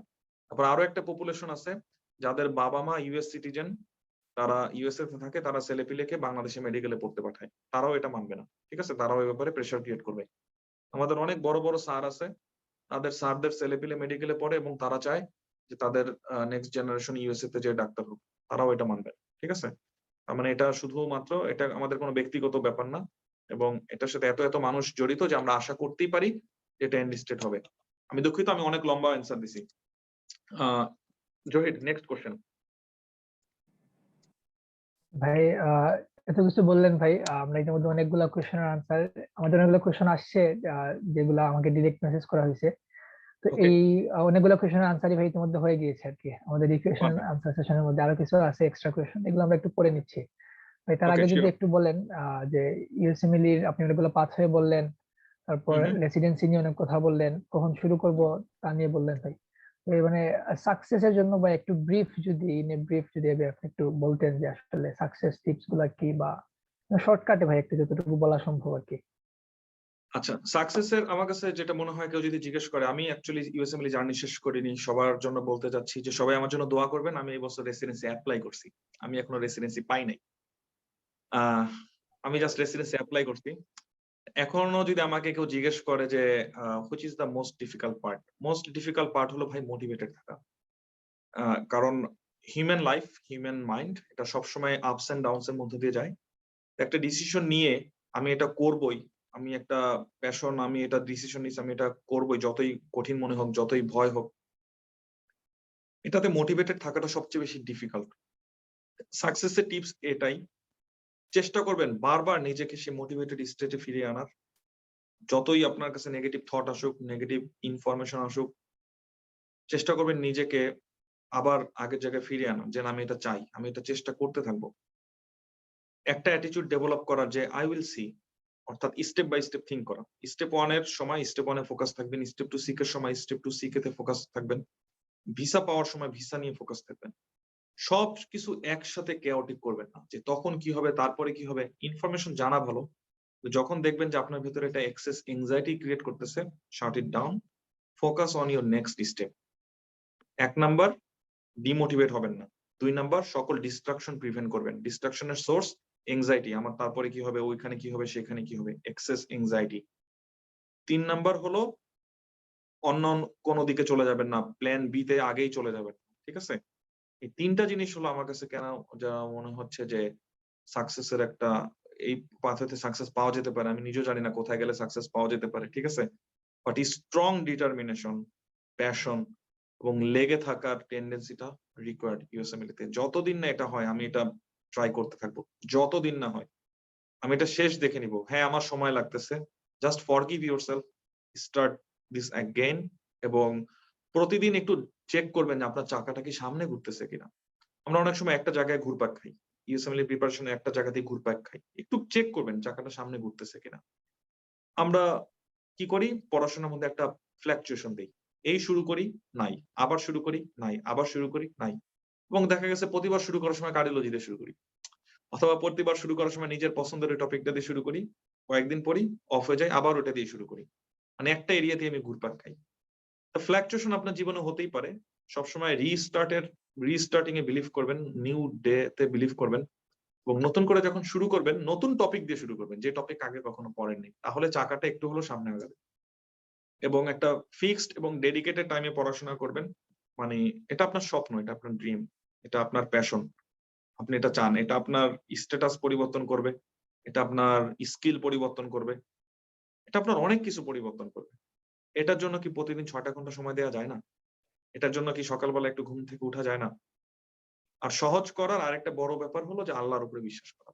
সত্যি কথা, আপনাকে you have to believe in God. আপনাকে আল্লাহর উপরে বিশ্বাস থাকা লাগবে, ঠিক আছে? যে আপনার চেষ্টাটা যদি সৎ হয়, আপনার চাওয়াটা যদি অনেস্ট হয়, আল্লাহর আপনাকে দিতে কোনো সমস্যা নেই।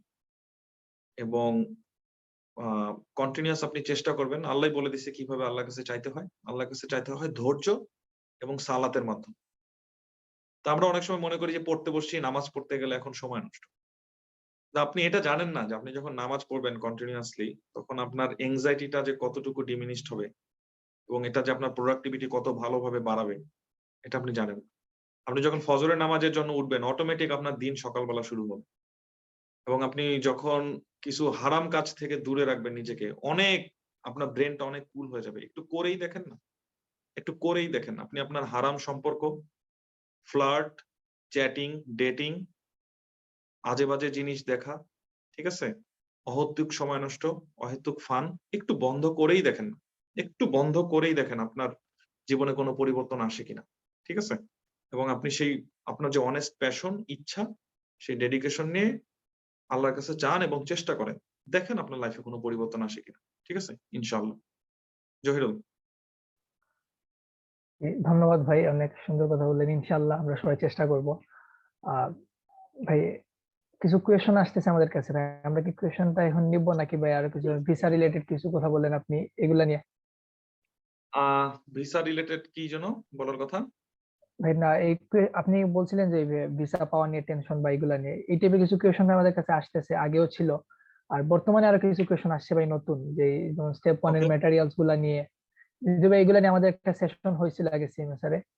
হ্যাঁ, আচ্ছা, আমি কিছু আশার কথা বলি এখন, ঠিক আছে? আমরা আজকে এখানে আসছি কিসের জন্য? আশার কথা শুনতে। কারণ আমাদের এখানে যেটা হয়, আমরা আশার কথা শুনি না, আমরা শুধু হতাশার কথা শুনি, ঠিক আছে? আমি আপনাদেরকে কিছু আশার কথা দেখাচ্ছি। আমি আপনাদের কিছু ডেটা দেখাবো, ঠিক আছে? কারণ আপনার সাথে আপনাকে অনেক মানুষ ডিমোটিভেট করবে। এটা একদম ট্রু একটা ব্যাপার। আপনাকে এত মানুষ ডিমোটিভেট করবে, যখন আপনি ইউএসএমএল এর কথা বলবেন, আপনাকে অনেক মানুষ ডিমোটিভেট করবে। তো এই ডিমোটিভেশনের মধ্যে আমরা একটু আশার কথা শুনি, ঠিক আছে? Glimpse of USMLE, dream begins with hope. আপনি তখনই স্বপ্ন দেখতে পারবেন, স্বপ্ন নিয়ে কাজ করতে পারবেন যখন আপনার মধ্যে একটা আশা থাকবে। মানুষ আপনাকে বলবে বাস্তবতা বুঝো, বাস্তবতা শিখো, এই কথার পরে যে কথাগুলো বলবে তার সবকিছুই হলো আপনাকে ভয় দেখানো। ভয় আসে শয়তানের পক্ষ থেকে। তার মানে যে বলতেছে সে শয়তান না, কিন্তু তার ভেতরে একটা শয়তান আছে, সে বলতেছে। আর আশা আসে হলো আল্লাহর পক্ষ থেকে, ঠিক আছে? শয়তান আমাদের ভয় দেখায় দারিদ্রতার, এবং আল্লাহ আমাদেরকে আশা দেখায়, ঠিক আছে? ওকে, প্রাচুর্যের আশা দেখায় এবং ক্ষমার আশা দেখায় আল্লাহ। আর শয়তান আমাদেরকে দারিদ্রতার ভয় দেখায়, ঠিক আছে? যে আমাদের কি হবে, আমাদের মনে হয় ক্যারিয়ারটা নষ্ট হয়ে যাবে, আমাদের মনে হয় লাইফটা নষ্ট হয়ে যাবে, ঠিক আছে?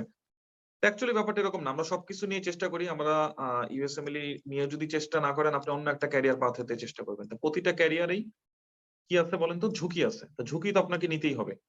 কিন্তু কোন ঝুঁকি নিলে আমি পরবর্তীতে কি পাবো, এটা একান্ত আপনার ডিসিশন।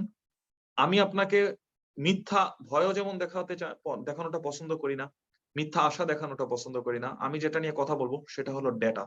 সায়েন্স কি বলে, কোনো হাইপোথিসিস না, কোনো অপিনিয়ন না। First question, what are the chances of getting visa after USMLE residency match? USMLE or residency match? অর্থাৎ ভাইয়া, আমি শুনছি এরকম, আমি এরকম কোশ্চেন গুলো শুনি যে ভাইয়া আমি ইউএসএমএলই করলাম, রেসিডেন্সি পেলাম, এরপরও নাকি আমি ভিসা পাবো না। Is it true? ওকে, বাংলাদেশে কমন একটা প্রচলন।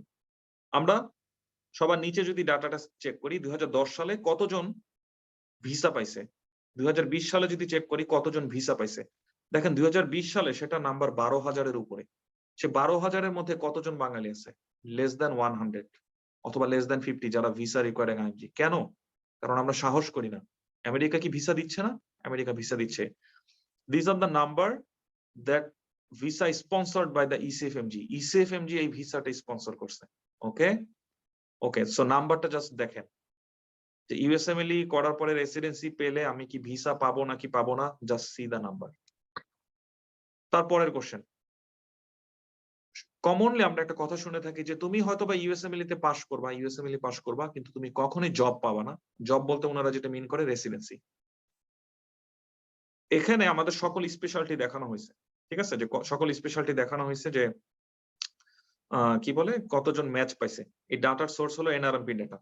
এটা খুব ক্ল্যামজি একটা টেবিল। আপনি যদি সবার নিচে চলে যান, ঠিক আছে, আপনি যদি সবার নিচে চলে যান, আমি আপনাকে ডাটাটা ইন্টারপ্রিটেশন করা শিখাই দিচ্ছি, ঠিক আছে। এটা হলো নন ইউএস আইএমজি, দুঃখিত, আমি এখান থেকে দেখাই, এখান থেকে দেখালে মনে হয় একটু সহজ হবে, ঠিক আছে। এটা আমরা যেটা দেখতেছি নন ইউএস আইএমজি, অর্থাৎ আপনাদের মতন বাংলাদেশ থেকে যারা জয়েন করছি তাদের মতন। এটা হলো আমাদের internal medicine categorical, internal medicine categorical, এটা দেখি আমরা, ঠিক আছে। ইন্টারনাল মেডিসিন ক্যাটাগরিক্যালের মধ্যে এই দেখেন এটা, তাহলে ইন্টারনাল মেডিসিন ক্যাটাগরিক্যাল মোট নাম্বার যারা জব পাইছে সেটা হলো 8,000। সে 8,000-এর মধ্যে 2,200 হলো ইন্টারন্যাশনাল পিপল। তাহলে কথাটা কই থেকে আসলো, কই থেকে আসলো যে ইন্টারন্যাশনাল পিপল তুমি ইউএসএমএল শেষ করলেও জব পাবা না? Is it true? তাহলে ওরা কি করে পেলো? আমাদের কোশ্চেন হওয়া উচিত কিভাবে আমরা চান্স বাড়াতে পারি, ঠিক আছে। চান্স বাড়ানোর উপায় হলো ভালো স্কোর, তাড়াতাড়ি শেষ করতে পারা, রিসার্চ করা। রিসার্চ কিভাবে করবেন এটার জন্য আমাদের এআইসিএমএস এর একটা রিসার্চ কোর্স আছে, আপনারা চাইলে আমার ফেসবুকে দেখতে পারেন আমি কিভাবে রিসার্চে মানুষকে হেল্প করি। এখানে আমাদের এর আগের টেবিলটা খুব ক্ল্যামজি ছিল, এই জন্য আমি এটাকে শর্ট করে নিয়ে আসছি যে নন ইউএস সিটিজেন, অর্থাৎ যাদের কোনো মানে ভিসা ইউএ ক্যারিং অথবা নন ইউএস আইএমজি, তারা ফরেন মেডিকেল গ্রেড কিন্তু বিভিন্ন স্পেশালিটিতে তারা জব পাইছে আফটার কমপ্লিশন অফ ইউএসএমএলই, সেটা একদম রিসেন্ট ডেটা, ঠিক আছে, রিসেন্ট ডেটা। কারণ মানুষ বলে আগে নিত এখন নেন, দেখেন দিন দিন আরো এটা বৃদ্ধি পাচ্ছে। ইন্টারনাল মেডিসিনে কতজন, ফ্যামিলি মেডিসিনে কতজন, পেডিয়াট্রিক্সে কতজন, প্যাথোলজিতে কতজন, নিউরোলজিতে কতজন। আপনি যদি বাকি স্পেশালিটি চেক করেন সেটাও পেয়ে যাবেন, ডেটা আছে। মানুষ আরেকটা কমন কথা বলে যে দিন দিন এটা খুবই কঠিন হয়ে যাচ্ছে, এত কঠিন হয়ে যাচ্ছে যেটা আনরিচেবল। না, ব্যাপারটা এরকম না। এখানে যে ডাটাটা শো করতেছে আমার পার্পল কালার যেটা, সেটা হলো টোটাল পজিশন। আমার গ্রিন কালার যেটা, আমি কালারের নাম ভুল বলতে পারি, মাফ করবেন, গ্রিন কালার যেটা সেটা হলো টোটাল অ্যাপ্লিকেন্ট। তাহলে আমরা জানি পজিশনের চেয়ে অ্যাপ্লিকেন্টের সংখ্যা যদি বেশি হয় সেটা ইন্ডিকেট করে এটার কম্পিটিটিভনেস, এবং এটার গ্যাপটা ইন্ডিকেট করে কম্পিটিটিভনেস। দ্যাট মিনস গ্যাপ যত কম কম্পিটিটিভনেস তত কম, গ্যাপ যত বেশি কম্পিটিটিভনেস তত বেশি। 2010 সাল থেকে 2021 সাল পর্যন্ত যদি আমরা খেয়াল করি, there is a trend of getting competitive, that is true, but still it is achievable. এবং এটা এরকম কোনো কিছু না যে খুবই ড্রামাটিক, যে 100 টাইমস বৃদ্ধি পেয়ে গেছে কম্পিটিটিভনেস, ব্যাপারটা কিন্তু এরকম না। এটা প্যাটার্নটা সেম আছে, ঠিক আছে, একটু বৃদ্ধি পাইছে সেটা ঠিক আছে। আর একই সাথে আমাদের হোপ কি, এই কম্পিটিটিভনেসটা কেন ঠিক থাকতেছে, কারণ একই সাথে অ্যাপ্লিকেন্টের সংখ্যা বৃদ্ধি পাচ্ছে এবং একই সাথে টোটাল পজিশনের সংখ্যা বৃদ্ধি পাচ্ছে। Again, number of active applicant and percentage matched into PGY position. What does this percentage mean? ধরেন 100 জন অ্যাপ্লাই করলো, 100 জন অ্যাপ্লাই করার মধ্যে 53 জন ম্যাচ পেলো, সেটাকে আমি বলবো 53% ম্যাচ পাইছে। যখন আপনাকে বলা হয় যে ইউএসএমএলই হয়তো বা করতে পারবা, জব পাবা না, রেসিডেন্সি পাবা না, তাহলে দেখেন ইউএসএমএলই যারা করছে, করার পরে রেসিডেন্সি পাইছে, ফরেন ট্রেন ফিজিশিয়ান অথবা ফরেন মেডিকেল গ্রাজুয়েট, তাদের কত পার্সেন্ট এই রেসিডেন্সি পাচ্ছে। 2017 সালে সেটা হলো 53%, অর্থাৎ 100 জন অ্যাপ্লাই করার মধ্যে 53 জনের ম্যাচ হয়েছে, বাকি 47 জন হয় নাই, 47% হয় নাই। 2018 সালে সেটা 56%, 2019 সালে সেটা 58%, 2020 সালে সেটা 61%, 2021 সালে সেটা 57%, 57.2%। তার মানে এগুলো আমাদেরকে যেটা বলে সেটা হলো হোপ, যে আপনি যদি ইউএসএমএলই কমপ্লিট করতে পারেন এবং আপনি যদি সঠিক রাস্তায় আগাতে পারেন, সঠিক মেন্টরশিপ নিতে পারেন, এটা মনে হয় না অসম্ভব, ঠিক আছে, এটা অবশ্যই সম্ভব। আমাদেরকে সেই একটা হোপ আমরা এই ডেটা থেকে দেখতে পেলাম, ঠিক আছে। ভিসা রিলেটেড যে কমপ্লিকেশন, এটা ডিফারেন্ট কোশ্চেন, কিভাবে অ্যাভয়েড করা যেতে পারে। অনেকভাবে ভিসা পাওয়া যায়। আমাদের এখানে জয়েন করছে সাজিদ, সে ভিসা পাইছে কিভাবে, সে ভিসা পাইছে হলো অবজারভারশিপ ম্যানেজ করছে, সেটার মাধ্যমে ভিসা পাইছে। আমি ভিসা পাইছি কি করে, আমি ভিসা পাইছি, আমি রিসার্চ পজিশনে আসছি, সেখান থেকে ভিসা পাইছি। So there are so many ways to get visa. আমি বলবো এটা অনেক আলোচনার বিষয়বস্তু, অনেক গাইডেন্সের বিষয়বস্তু। আপনার মেন্টরকে জিজ্ঞেস করতে হবে, আপনার মেন্টর আপনাকে যদি গাইড করে, আপনি যদি সঠিক মেন্টর পান, এটা অসম্ভব কিছু না, ঠিক আছে। আমরা প্রোগ্রাম অনেক লম্বা হয়ে যাচ্ছে, আমি জানি না আপনাদের কতটুকু হেল্প হচ্ছে। আমি এখন যেটা করতে পছন্দ করব, যে আমাদের চ্যাট বক্সে যে কোশ্চেন গুলো আছে সেই কোশ্চেন গুলো নেওয়ার চেষ্টা করব। জহির, আমরা চ্যাট বক্সের কোশ্চেন গুলো নেই, তারপরে আমরা আবার ভাই আমাদের আমাদের কাছে কিছু কোয়েশ্চেন আসছে যে ভাই ইউএসএমএলই দেওয়ার পরে ভাই ইউএসএমএলই কমপ্লিট করার পর ওইখান থেকে আবার ভাই বাংলাদেশে ব্যাক করা পসিবল কিনা বা বাংলাদেশে জব করা পসিবল কিনা। হ্যাঁ, এটা একটা ভালো কোশ্চেন, এটা কমন কোশ্চেন। প্রথম কথা, এটা পসিবল, কিন্তু ইউএসএমএলই ডিসিশনের সাথে এমন কথাগুলো জড়িত যেটা বাংলাদেশে ব্যাক করার সাথে রিলেভেন্ট না। কারণ ওই যে আমি একটা কথা বললাম যে আমি আমার বেস্ট কেয়ারটা আমার পেশেন্টকে দিতে পারতেছি না due to lack of resource. আমি যদি আবার বাংলাদেশে ফিরে যাই তাহলে আমার এই রিসোর্স ইউজ করা শিখে লাভটা কি? তাহলে যেটা হবে, আপনি ইউএসএ তে গেলেন, আপনি রিসোর্স কিভাবে ইউজ করে, টেকনোলজি কিভাবে ইমপ্লিমেন্ট করে সেটা শিখলেন, কিন্তু আপনি যখন বাংলাদেশে যাবেন তখন দেখবেন ওই যে টেকনোলজি নাই, আপনি ইমপ্লিমেন্ট করতে পারতেছেন না। সো আমি ডিসকারেজ করব না, ঠিক আছে, কিন্তু আমি যেটা আপনাকে ডেটা বলতে পারি যে কত পার্সেন্ট ফিরে যায়, ভাই এই পার্সেন্টেজটা খুব রেয়ার, খুবই কম মানুষ এটা ফিরে যায়। কিন্তু আপনি যদি ফিরে যেতে চান অবশ্যই সেটা সম্ভব। এরকম উদাহরণ আছে কিনা? এরকম উদাহরণ আছে। বাংলাদেশ মেডিকেল একজন মেডিসিন স্পেশালিস্ট আছে, পালমোনোলজিস্ট, উনি ফিরে গিয়েছেন। ইউনাইটেড একজন কার্ডিওলজিস্ট ও নিউরোলজিস্ট আছেন, উনিও ফিরে গিয়েছেন। ঠিক আছে, তাই এই উদাহরণ এরকম অনেক আছে, এটা অবশ্যই সম্ভব। যদি আমাকে জিজ্ঞেস করেন সম্ভব কিনা, হ্যাঁ অবশ্যই সম্ভব, but rare, very very rare. Zahirul বলো। ভাই এই টাইপের কোয়েশ্চেন যারা করে ভাই তারা বরাবর একটু হোমসিক থাকে প্রথম দিকে ভাই। তো এই জন্য আমাদের আরো কিছু কোয়েশ্চেন আসছে ভাই আমার কাছে ডিরেক্ট মেসেজে ভাই, ভ্যাকেশন কেমন বা স্যালারি কেমন, এবং বলছে যে একজন স্যারের নাম শুনছিলাম যে নামটা মনে পড়ছে না, উনি নাকি মান্থলি একবার দেশে দেশে আসে। সো ভ্যাকেশন রিলেটেড ইস্যুটা জানতে চাই, স্যালারি এবং ভ্যাকেশন। আচ্ছা, স্যালারি মাশাআল্লাহ খারাপ না, ঠিক আছে। স্যালারি এটা আপনি গুগল করলে পাবেন, কারণ স্যালারি ডিপেন্ড করে প্রোগ্রামের উপরে, স্পেশালিটির উপরে।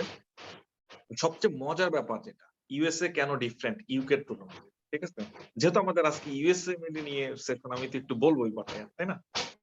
ইউকে তে during training and after training স্যালারিটা অ্যাম্পলিফাইড হয় না, কিন্তু ইউএসএ তে এটা সেভারাল টাইমস অ্যাম্পলিফাইড হয়, কয়েক গুণ বৃদ্ধি। ফর এক্সাম্পল, রেসিডেন্সির সময় তার বাৎসরিক ইনকাম যদি থাকে $60,000, সেটা রেসিডেন্সির পরে হয়ে যায় $300,000 বাৎসরিক, $200,000। তাহলে কত অ্যাম্পলিফিকেশন! রেসিডেন্সির সময় সাধারণত বেতন স্যালারি যেটা রেঞ্জ সেটা হলো $50,000 থেকে বাৎসরিক $70,000 পর্যন্ত। ডিপেন্ড করে আপনি কোন স্টেট আছেন, কোন স্পেশালিটিতে আছেন, কোন ইয়ারে আছেন, অনেক কিছু, এটা রেঞ্জ। ইউএস এর পার্সপেক্টিভে টাকাটা কেমন? ইউএস এর পার্সপেক্টিভে একটা ফ্যামিলি নিয়ে মানে খুবই স্মুথলি চলে যাবে এই টাকাটা, ঠিক আছে। এরপর আসি ভ্যাকেশন কিরকম। ভ্যাকেশন ডিউরিং রেসিডেন্সি ভ্যাকেশন হলো 3 weeks per year, 3 weeks per year I think. ভাই একটু আবার মিট করেন কষ্ট করে ভাই, কয়েকজনের হয়ে যাচ্ছে। আমি তোমাকেই আনমিট করে দিছি কিনা? হ্যাঁ ভাই আমি আবার সমস্যা নেই। ওকে, অলরাইট। কি বলতে চাইছিলাম যেন? ও, ভ্যাকেশন। ভ্যাকেশন হ্যাঁ, ডিউরিং রেসিডেন্সি অনেকেই বছরে একবার যেতে পারে, কারণ তখন 21 দিনের মতন একটা মানে এটাও অ্যাগেন প্রোগ্রাম ডিপেন্ড করে, বাট 2 সপ্তাহ 3 সপ্তাহের ভ্যাকেশন এটা খুব কমন। তা 2 সপ্তাহ 3 সপ্তাহ একটা ইয়ারলি ভ্যাকেশন থাকে, আর একটা ভ্যাকেশন থাকে, এটা মানে আপনি নিতে পারবেন পেইড টাইম অফ, ঠিক আছে, যে আমি অফ নিতে চাই। আরো কিছু সময় থাকে, যেমন ক্রিসমাসের সময়, এটা 1 সপ্তাহের একটা ছুটি। তা আপনি যদি চাইলে ক্রিসমাসের এই ছুটি সাথে ওই ছুটি একসাথে মিলে একটা লম্বা ভ্যাকেশনও নিতে পারেন। অ্যাগেন এটা ডিপেন্ড করে প্রোগ্রাম। প্রতি বছর একবার বাংলাদেশে যাওয়া সম্ভব কিনা? হ্যাঁ, প্রতি বছর একবার বাংলাদেশে যাওয়া সম্ভব, কিন্তু প্রতি মাসে বাংলাদেশে একবার যাওয়া সম্ভব হবে না, আনলেস রেসিডেন্সির মধ্যে একটু ডিফিকাল্ট হবে। I don't think it will be good idea প্রতি মাসে বাংলাদেশে একবার যাওয়া ডিউরিং রেসিডেন্সি, এটা ভালো আইডিয়া হবে না, ঠিক আছে। হ্যাঁ জহির, নেক্সট কোশ্চেন। ভাই নেক্সট একটা কোয়েশ্চেন ছিল যে স্টেপ 1 কি এখন অনলি পাস করতে হবে? এটা আমরা অলরেডি উত্তর দিয়ে দিয়েছি। স্টেপ 1 পাস করার কতদিনের মধ্যে স্টেপ 3 কমপ্লিট করতে হয়? একটা কোয়েশ্চেন আসছে ভাই। আচ্ছা, এটা কোনো লিমিট নেই, ঠিক আছে। এই কোশ্চেনগুলো আমি কমন পাই, কতদিনের মধ্যে পরীক্ষা দিতে হবে, এটার পরে কতদিনের মধ্যে পরীক্ষা দিতে হবে। সাধারণত লিমিট নাই, অথবা যদি লিমিটটা থাকবে সেটা আপনার ধরেন আপনাকে কোনো মেসেজ দেয় না এটা। কারণ হলো আপনি যত তাড়াতাড়ি রেসিডেন্সিতে অ্যাপ্লাই করতে পারবেন, আপনার রেসিডেন্সি ম্যাচ পাওয়ার সম্ভাবনা তত বেশি। রেসিডেন্সি ম্যাচ পাওয়া কিসের উপর ডিপেন্ড করে? Number 1 score, number 2 year of graduation, অর্থাৎ আপনি মেডিকেল স্কুল পাস করার পরে কত তাড়াতাড়ি আসেন আর কি, ঠিক আছে, কত তাড়াতাড়ি ইউএসএমএল শেষ করতে পারছেন সেটা ইম্পর্টেন্ট। নাম্বার 3 হলো US clinical experience. US clinical experience পাওয়ার অনেক রকম উপায় আছে, গুগল করতে হবে। আমার ফেসবুকে নিজের টাইমলাইন একটা পোস্ট আছে, ঠিক আছে, এটাকে অবজারভারশিপ বলে, এটাকে এক্সটার্নশিপ বলে। এগুলো পাওয়ার উপায় হলো প্রফেসরদেরকে ইমেল করা, এগুলো পাওয়ার উপায় হলো এজেন্সির মাধ্যমে পাওয়া, ঠিক আছে, অনেক উপায় আছে। But once you done with USMLE step 1 and step 2 CK, আপনার জন্য অনেক রাস্তা সহজ হয়ে যাবে, ঠিক আছে। তাহলে 1 নাম্বার হলো score, 2 number year of graduation, 3 number US clinical experience, এরপরে শুধু অ্যাড হতেই থাকবে, সবকিছু ইম্পর্টেন্ট। 4 নাম্বারে হলো রিসার্চ পাবলিকেশন, তারপরে লেটার অফ রিকমেন্ডেশন, তারপরে আপনার ভিসা স্ট্যাটাস, এভরিথিং ইম্পর্টেন্ট। আপনি পার্সোনালি স্টেটমেন্ট কত ভালো লিখতে পারছেন, আপনার ইন্টারভিউ স্কিল কত ভালো, আপনার ভলান্টিয়ারিং আছে কিনা, এভরিথিং ইম্পর্টেন্ট। কিন্তু কোনটা ইম্পর্টেন্ট না, আপনার মেডিকেল স্কুলে অনেক ভালো করতেছেন কিনা, আইটেমে 7.5 করে পাচ্ছেন কিনা, এটা ইম্পর্টেন্ট। হ্যাঁ, এখানে একটা জিনিস অ্যাড করতে যাচ্ছিলাম। শিওর। অনেকে আছে হচ্ছে এই কোশ্চেনটা করতে পারে না লজ্জায়, অথবা আপনার কাছে রিচ করছে কিনা। আমি কয়েকজনকে পাইছি জিজ্ঞাসা করছে Okay. যে মেডিকেল স্কুলে সাপ্লি থাকলে বা স্কোর খারাপ থাকলে কোনো প্রবলেম হবে কিনা এই এই যে জিনিসটা। সাপ্লি, আমার সাপ্লি আছে, যথেষ্ট সাপ্লি আছে। আমি বেয়ারলি রেগুলার পরীক্ষাগুলোতে অ্যাটেন্ড করতাম, বেয়ারলি সামটাইমস শুধুমাত্র প্রফ গুলোতে রেগুলার অ্যাটেন্ড করতাম। এবং মেডিকেল স্কুলের ওই উচ্ছৃঙ্খলা পনার জন্য, মানে পরীক্ষা রিলেটেড উচ্ছৃঙ্খলা পনার জন্য আমাকে থার্ড ইয়ারে থাকতে 6 মাস পিছিয়ে দেওয়া হয়। দ্যাটস আমি ফাইনাল প্রফও 6 মাস পরে দেই। এখনো পর্যন্ত কোনো সমস্যা হয় নাই, আই ডোন্ট নো। এবং এমন কোন ডকুমেন্ট, এমন কোন পেপার ওয়ার্ক পাই নাই যেখানে এটাকে রিফ্লেক্ট করতেছে যে আই ওয়াজ ভেরি ব্যাড। এরকম কোন ডকুমেন্ট বা এরকম কোন পেপার ওয়ার্ক নেই, ঠিক আছে। এরকম জিনিস যদি মনে ভয় আসে যে ভাই আমি তো মেডিকেলে ভালো স্টুডেন্ট না, আমার পক্ষে কি ইউএসএমএল তে ভালো করা সম্ভব কিনা, হ্যাঁ অবশ্যই, হোয়াই নট। কারণ এটা একটা লং জার্নি, এটা একটা প্রসেস। আপনি ট্রেনিং এর মধ্য দিয়ে যাবেন, আপনি সঠিক মেন্টর পেলে, গাইডেন্স পেলে আপনার পক্ষে অনেক কিছু করা সম্ভব, ঠিক আছে।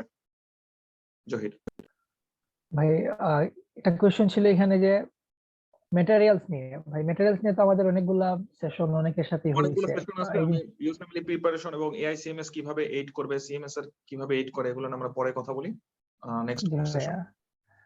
তারপর আরো কিছু কোয়েশ্চেন এখানে আসছে যে রেসিডেন্সি ম্যাচ কি শুধু ইন্টারনাল মেডিসিন হয়, এটার উত্তর আপনি আগে দিয়ে দিয়েছেন ভাই। ওকে, একটা ইম্পর্টেন্ট কোয়েশ্চেন আসছে এখানে যে ভাইয়া ইউএসএমএল এর একটা ওয়েবসাইটে আমি যে মেডিকেল কলেজে পড়ছি সেটার নাম সিলেক্ট করতে হয়। এখন আমি কি করব যদি সেখানে আমার কলেজের নাম খুঁজে না পাই? মোস্ট লাইকলি এরকম কেস নাই, হয়েছে কিনা আই ডোন্ট নো। এটা ভাইয়া হওয়ার এখানে আমি সম্ভাবনা বলি। কম। আর হ্যাঁ হ্যাঁ সাদি, তুমিও বলো, সমস্যা নেই। ওকে ভাইয়া, থ্যাংক ইউ। এইখানে যে প্রবলেমটা হয়, কিছু মেডিকেল কলেজ যারা নতুন কিংবা হচ্ছে একটু পোরলি র্যাঙ্ক, ওইসব মেডিকেলের ক্ষেত্রে দেখা যায় যে এই ওয়ার্ল্ড হেলথ ডিরেক্টরির সাথে ওদের কোনো রিলেশন নাই, যে কারণে এই লিস্টে নামটা নাই। এটা যেটা করতে হয়, এটা হচ্ছে ওই মেডিকেলের যে অথরিটি থেকে অফিসিয়ালি চিঠি পাঠাতে হয়। চিঠি পাঠালে তারা হচ্ছে এটা ভেরিফাই করে এটা অ্যাকসেপ্ট করে ফেলবে। এটা জাস্ট 2 মাসের মতো সময় লাগবে। না না, আর এই আমি কাজটা মনে হয় যেহেতু কলেজ সাদি, কর্তৃপক্ষ তোমার নিজে থেকে করবে না। তুমি মনে হয় অন্য কোশ্চেনের অ্যান্সার দিচ্ছ, আই ডোন্ট নো। এটা হলো ও বলছে যে ইউএসএমএল রেজিস্ট্রেশনের সময় আমি যদি ইউএসএমএল ওয়েবসাইটে সেই মেডিকেলটা না দেখি। আর তোমার I কোশ্চেন am অ্যান্সারটা হলো যে sorry for the interruption, but I think Sajid Bhaiya was correct. He was explaining the right thing. There are some of the very okay, new medical colleges which are not enlisted, so when the people go for registration, they right. really face problems regarding this. হ্যাঁ হ্যাঁ হ্যাঁ, এটার জন্য আমি বলবো আগেই আপনার world, Sadid কি জন্য নামটা, লিস্ট ইয়াটা, ওয়েবসাইটটা, এখানে খুব ইজিলি চেক করা যায়, ঠিক আছে। আপনার যদি এরকম কোনো সন্দেহ থাকে যে আমার মেডিকেলটা কি এখানে এনলিস্টেড কিনা, চেক করবেন। চেক করার পরে যদি দেখেন যে এনলিস্টেড না, well then your medical is not enlisted. এটার স্টেপ গুলোর সম্পর্কে একদম স্টেপ বাই স্টেপ গাইড করতে পারবে আমাদের এআইসিএমএস এর আরেকটা মেন্টর আছে, সে হলো আবু বকর সিদ্দিক রুবেল। হি ওয়াজ দ্য ফার্স্ট পারসন তার মেডিকেলে যে ইউএসএমএল দেয়, এবং সে তার মেডিকেলকে এই এনলিস্টেড করায়া, মানে একদম ফার্স্ট হ্যান্ড এক্সপেরিয়েন্স লোকের কাছ থেকে আমরা আপনাকে এটা হেল্প করতে পারবো, ঠিক আছে। So feel free to reach us after this session. Take home message হলো এটা এনলিস্টেড করানো পসিবল। এটা এরকম না যে এটা টার্মিনাল ডান, তোমার লিস্টে নাই মানে তুমি না, এটা এরকম পসিবল না, ঠিক আছে। সাজি, তুমি আর এটা কিছু জাস্ট অ্যাড করতে 2 মাস চাইছো? টাইম লাগবে, আর কিছু না। হ্যাঁ, একটু সময় লাগবে, দ্যাটস ইট, বাট এটা সম্ভব, সার্টেনলি সম্ভব। এবং উই হ্যাভ পিপল যারা এই কাজগুলো করছে, ঠিক আছে। ভাই Okay. আরেকটা কোয়েশ্চেন আসছে যে ইউএসএ তে অবজারশিপের জন্য আমাদের কোন ইয়ারে থাকা অবস্থায় অ্যাপ্লাই করতে হবে, কস্ট কেমন, কোনো স্কলারশিপের সুযোগ আছে কিনা, বাংলাদেশিদের অবজারভারশিপ পাওয়ার অপরচুনিটি কেমন। ভাই পাশাপাশি আমি আরেকটা কোয়েশ্চেন করি ভাই, এখানে হুম। অনেকে একটা কোয়েশ্চেন করছে যে মানে টোটাল এক্সপেন্ডিচারটা কেমন আসবে এই যে জার্নিটার, এটা নিয়ে যদি একটু উত্তর দিয়ে দেন। Good question. টোটাল এক্সপেন্ডিচার এটা একটা ফিয়ারের ব্যাপার, ঠিক আছে? এটা খুবই ডিমোটিভেটিং, এটা difficult to accept, but this is true. ইউএসএমএলি খুব কস্টলি একটা জার্নি। আর হোপটা কি, হোপ হলো সবগুলো টাকা আমার একসাথে লাগতেছে, গ্রাজুয়ালি লাগতেছে, ওভার দ্য পিরিয়ড লাগতেছে, ওভার দ্য টাইম লাগতেছে। তো মানুষ যেটা সাধারণত করে, প্রথম দিকে টাকাগুলো সামহাও ম্যানেজ করে, একটু একটু করে ম্যানেজ করে। এই ধরেন কিছু টাকা ম্যানেজ করে, কিছু টাকা জমায়া স্টেপ 1 দিল, কিছু টাকা জমায়া স্টেপ 2 শিখে দিল, আস্তে আস্তে, যেহেতু একই সাথে টাকাগুলো লাগতেছে। যখন দেখে যে মানুষ মোটামুটি প্রিপেয়ার, যে ওয়েল আমার স্টেপ 2 শিখে আমি ইসিএফএমজি সার্টিফাইড, এখন আমাকে জাম্প করতে হবে, পুশ করতে হবে, তখন মানুষ সাধারণত অনেকগুলো টাকা লোন নেয়, ঠিক আছে? যাদের একদমই কোনো ব্যাকআপ নাই, সেই লোনের টাকা দিয়ে সেটাতে ইনভেস্ট করে। এখন টোটাল এক্সপেন্ডিচার কত, it depends how you spend, right? আপনি চাইলে এটাকে অনেক কস্টলি করে ফেলতে পারেন, আপনি একদম এটাকে মিনিমাম কস্টে রাখতে পারেন, but still it's very costly. একটা আউটলাইন দিচ্ছি। স্টেপ 1 এর এক একটা স্টেপ 1 এর করতে ধরেন মিনিমাম 1 লক্ষ থেকে 1.5 লক্ষ টাকা। স্টাডি ম্যাটেরিয়াল গুলোকে যদি আমরা ইনক্লুড করি, স্টেপ 2 সিকের ক্ষেত্রেও 1 লক্ষ থেকে 1.5 লক্ষ টাকা, ঠিক আছে? তারপরে ওইটির জন্য ধরেন আপনার 50,000 টাকার মতন, যদি আপনি অন্য কোথাও কোচিং করেন আরো কিছু বাড়বে। স্টেপ 3 এর জন্য আমি ভুলে গেলাম কত, এটা ওয়েবসাইটে আছে, এরকমই $1,500 মতন। আপনি একবার ইউএস তে আসবেন, যদি আসেন অবজারভারশিপের জন্য, সেটার জন্য ফ্লাইট কস্ট। আর আপনি যদি বাংলাদেশ থেকে রেসিডেন্সি অ্যাপ্লাই করেন, রেসিডেন্সি অ্যাপ্লাই একটা ডিসেন্ট অ্যাপ্লিকেশনের জন্য মিনিমাম $3,000 লাগে, ঠিক আছে? তো এভাবে যদি আপনি কাউন্ট করেন, মোটামুটি $15,000 মধ্যে এটা ডুয়েবল। একটাই হোপ ভাই, মানুষ যখন করে যে ভাই আমি $15,000 কই পাবো, তো তখন যেটা করবেন, আপনি সবার শেষ মুহূর্তে যেয়ে আপনার টাকাটা পরিমাণটা বেড়ে যায়। কারণ আপনি যখন রেসিডেন্সিতে অ্যাপ্লাই করবেন তখন $3,000, তখনই আপনাকে ইউএসএ তে আসতে হবে আরো কিছু টাকা। ওই মুহূর্তে টাকাটা একটা টাইম বেশি লাগে, আদারওয়াইজ ওরকম লাগে না। আর তখন মানুষের একটা আলাদা স্ট্রেংথ চলে আসে, একটা হোপ চলে আসে যে না আমার তো এবার অ্যাপ্লাই করলে আমার যদি হয়ে যায় ইনশাল্লাহ, তাহলে তো আমাকে এই টাকাটা ব্যাক করাটা খুব একটা কঠিন কিছু না, যেহেতু আমার স্যালারি তখন মান্থলি হবে $4,000-5,000, ঠিক আছে? যেহেতু স্যালারি হবে মান্থলি $4,000-5,000, সেহেতু কেউ যদি লোনও নেয় এটা অবশ্যই অ্যাচিভেবল আমি বলবো। তো এক্সপেন্ডিচারের ক্ষেত্রে আমি বলবো যে ধরে নেন ইন টোটাল $15,000 থেকে $20,000 পর্যন্ত যেতে পারে। এটা খুবই scary, I know, but hope হলো এটা এট এ টাইম যায় না। পার্সোনাল কোশ্চেন যদি করেন মাসুম ভাই আপনি কিভাবে ম্যানেজ করছেন, that's a very good question. আমি টিউশনি ফিউশনি যা করছি এগুলো করে জমাইছি, গরিবের হালতে চলছি, সবসময় গরিবের হালতে চলার চেষ্টা করি। এটাতে করে অনেক এক্সপেন্ডিচার কমে যায়। কারণ I know lot of people, তারা গায়ে হলুদে, বিয়ের গায়ে হলুদে 4 লক্ষ টাকা খরচ করছে, 5 লক্ষ টাকা খরচ করছে, ঠিক আছে? বিয়ে হতে হবে একদম, মানে বিয়ের মতন একটা জিনিসে আমাদের এত বাজেট থাকে, কিন্তু ক্যারিয়ারের মতন জিনিসে বাজেট থাকে না, ঠিক আছে? তা মানে আমরা এটা কি করে করি, তাই না? তাহলে আমি ওগুলো করি নাই। ঠিক আছে? এভাবে কিছু টাকা জমানো ছিল। তা যখন আমি স্টেপ 1 দিলাম, স্টেপ 2 শিখে, স্টেপ 1 দিয়ে পরে আমি রিসার্চ পজিশনে আসছি, তখন আমি কি করছি, একসাথে অনেকগুলো টাকা ইনভেস্ট করছি। কারণ আমার কথা হলো আমি যদি রিসার্চে আসি, রিসার্চে আসার পরে যদি আমি পেইড পজিশন পেয়ে যাই, তাহলে আমার এই টাকা সব উঠে যাবে। তো সেম জিনিসটা আপনি এপ্লাই করতে পারেন রেসিডেন্সির জন্য। আমি ওইভাবে কাউন্ট করছি। তো আমি যখন রিসার্চে আসছি, রিসার্চে আসার সময় সবগুলো টাকা ইনভেস্ট করছি, আনপেইড ছিলাম, পরে আবার এটা ব্যাক করছে। People do lot of staff. যাদের গ্রিন কার্ড আছে তারা ইউএসএ তে আসার পরে কিছু জব করতে পারে। এখানে অনেকে আছে কি বলে ইউএসএমএল স্টুডেন্ট পড়ায়। অনেক আমি সেদিনও মানে ইন্টারন্যাশনাল স্টুডেন্ট পাইছি, তারা একদম আমাকে মাসে $300 করে দিতে রাজি আছে, ঠিক আছে? কিন্তু আমি যে ব্যাচ পড়াই সেই ব্যাচে আমার ইনকামের চেয়ে অনেক বেশি, এবং আমার আলাদা কোনো স্পেস নাই তাকে পড়ানোর জন্য। But you will get lot of stuff to do, ঠিক আছে? এটা অবশ্যই অ্যাচিভেবল, আপনি নিজেও কন্ট্রিবিউট করতে পারবেন। আমি হোপ এখানে বলতেছি, আমি বলতেছি দেয়ার ইজ এ ওয়ে, ঠিক আছে? আর টোটাল এক্সপেন্ডিচার অবশ্যই মোর দ্যান $15,000 or around $15,000। হ্যাঁ বলো জহির। ভাই অবজারভারশিপের জন্য কখন অ্যাপ্লাই করা উচিত, আর ভাই ওকে রেসিডেন্সি ম্যাচের জন্য আপনার এই রিসার্চ এক্সপেরিয়েন্স কতটা দরকার হয়? Okay okay thank you so much, it's a very good question.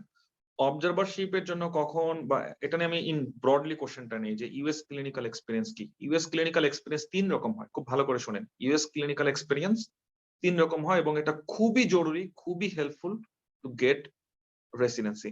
একরকম হতে পারে ক্লার্কশিপ, স্টুডেন্ট ক্লার্কশিপ। যখন আপনি মেডিকেল স্টুডেন্ট তখন আপনি ক্লার্কশিপ করবেন।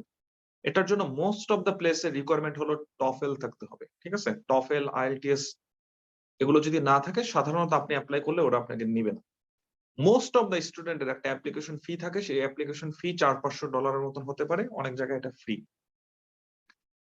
মোস্ট অফ দ্য প্লেস আপনাকে এটার জন্য ভিসা মানে একটা লেটার দিবে যেটা নিয়ে আপনি ভিসা অ্যাপ্লাই করতে পারবেন, ঠিক আছে? তাহলে আপনি যদি চিন্তা করেন আপনার যদি ক্রেডেনশিয়াল থাকে, কিন্তু আমি সবসময় যে কোশ্চেন গুলো পাই যে আমাদের দেশের স্টুডেন্টরা ক্রেডেনশিয়াল অর্জন করতে আগ্রহী না, অবজারভারশিপ করতে আগ্রহী। দেখেন, একটা clinical experience, US clinical experience আপনাকে অ্যাডও করতে পারে, আপনাকে হার্মও করতে পারে, আপনাকে হেল্পও করতে পারে, আপনাকে হার্মও করতে পারে। কিরকম? আপনি একদম নেইভ একজন মানুষ আসলেন, একদম বোকা শোকা, কমিউনিকেশন স্কিল নাই, কথা বলতে পারলেন না, মেডিকেল নলেজও নাই, আপনাকে একটা কোশ্চেন করলো, আপনি কোনো অ্যান্সারই দিতে পারলেন না, ঠিক আছে? যে বলো অকুলোমোটর নার্ভের লেশনের ফাইন্ডিং কি, আপনি কিছুই বলতে পারলেন না, হা হয়ে থাকলেন। তো ওই টিচার কখনই আপনার জন্য একটা ভালো লেটার লিখবে না, ঠিক আছে? তাহলে প্রথমে make sure you pass the USMLE step 1। এটা আমার সাজেশন, এটা রিকোয়ার্ড না। এটা অবজারভারশিপ পাওয়ার জন্য বা ক্লার্কশিপ পাওয়ার জন্য রিকোয়ার্ড না। তো আপনার যদি মিনিমাম নলেজটুকু মেডিকেলের না থাকে, ভাই বাংলাদেশে আপনি খুব ভালো স্টুডেন্ট হতে পারেন। ইউএসএমএল শুরু করেন, একটা এনবিএমই দেন, আপনি বুঝে ফেলবেন অনেক কিছু। ইউয়ার্ড শুরু করেন, বুঝে ফেলবেন ডিফারেন্সটা, ঠিক আছে? যদি আপনি ভালো পারফর্ম করতে না পারেন, দেন হোয়াট ইজ দ্য পয়েন্ট? এটা আপনাকে কিভাবে হেল্প করবে? খুব একটা হেল্প করবে না। যেহেতু অনেক টাকা পয়সার ব্যাপার, আপনাকে ট্রাভেল করতে হবে, এখানে থাকতে হবে। এটা ডিপেন্ড করে আপনি কোথায় আসতেছেন। তাহলে আপনি একটু সার্চ করবেন যে ইউএসএ টিকেট কিরকম আসা যাওয়ার, আপনি কোন স্টেটে কোন সিটিতে আসতেছেন সেটার উপরে ডিপেন্ড করে। তো সাধারণত মাসে $1000 নিচে খুব কম সিটি আছে যেখানে মাসে $1000 নিচে মানে থাকা খাওয়া সব খরচ ম্যানেজ করা সম্ভব, ঠিক আছে? খুব কম সিটি আছে এরকম। ধরে নেন মান্থলি 600 থেকে 1000, ঠিক আছে? এরকম একটা বাজেট ধরে নেন। তা মোটামুটি আমার একটা হিসাব আছে যে $4-5,000 মতন স্পেন্ড হবে একটা অবজারভারশিপে, যদি আপনি শুধু সেই অবজারভারশিপে আসেন, ঠিক আছে? এবং মেডিকেল স্টুডেন্ট থাকা অবস্থায় আমার রিকমেন্ড থাকবে যে আপনি অ্যাপ্লাই করলে সিলেক্ট হবেন না যদি ক্রেডেনশিয়াল না থাকে। সেই ক্রেডেনশিয়াল গুলো হতে পারে স্টেপ 1 এবং অবশ্যই টফেল। শুধুমাত্র স্টেপ 1 এ নাও হতে পারে, বা স্টেপ 1 টা অন্যভাবে হেল্প করে, ক্লিনিক্যালি পারফর্ম করা হেল্প করবে, কিন্তু টফেলটা মোস্ট অফ দ্য ইনস্টিটিউটে রিকোয়ার্ড। কিছু কিছু জায়গায় ওয়েভার থাকতে পারে, but make sure you have a good communication skill and good medical knowledge. Otherwise আপনি আপনার নিজেকে প্রুফ করতে পারবেন না, সেই অবজারভারশিপ আপনাকে কোনো কিছু অ্যাড করবে না, আরো ক্ষতি করবে। তাহলে এটা হলো মেডিকেল স্টুডেন্ট থাকা অবস্থায় ক্লার্কশিপ। আপনি মেডিকেল স্টুডেন্ট না, এখন গ্রাজুয়েট হয়ে গেছেন, তখন আপনার জন্য অপশন দুইটা, একটা হলো এক্সটার্নশিপ আর একটা হলো অবজারভারশিপ। কিভাবে পেতে হয়? ঠিক একইভাবে। আপনার ক্রেডেনশিয়াল যত ভালো থাকবে, প্রফেসর আপনাকে তত ইজিলি পিক করবে, ঠিক আছে?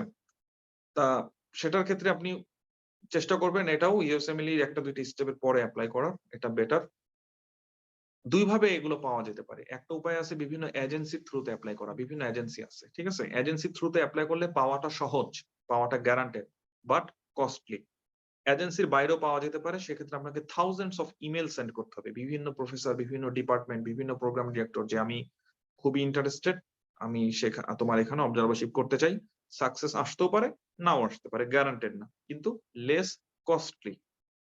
তাহলে সেইটাতে হবে সাধারণত অবজারভারশিপ পাওয়াটা easy.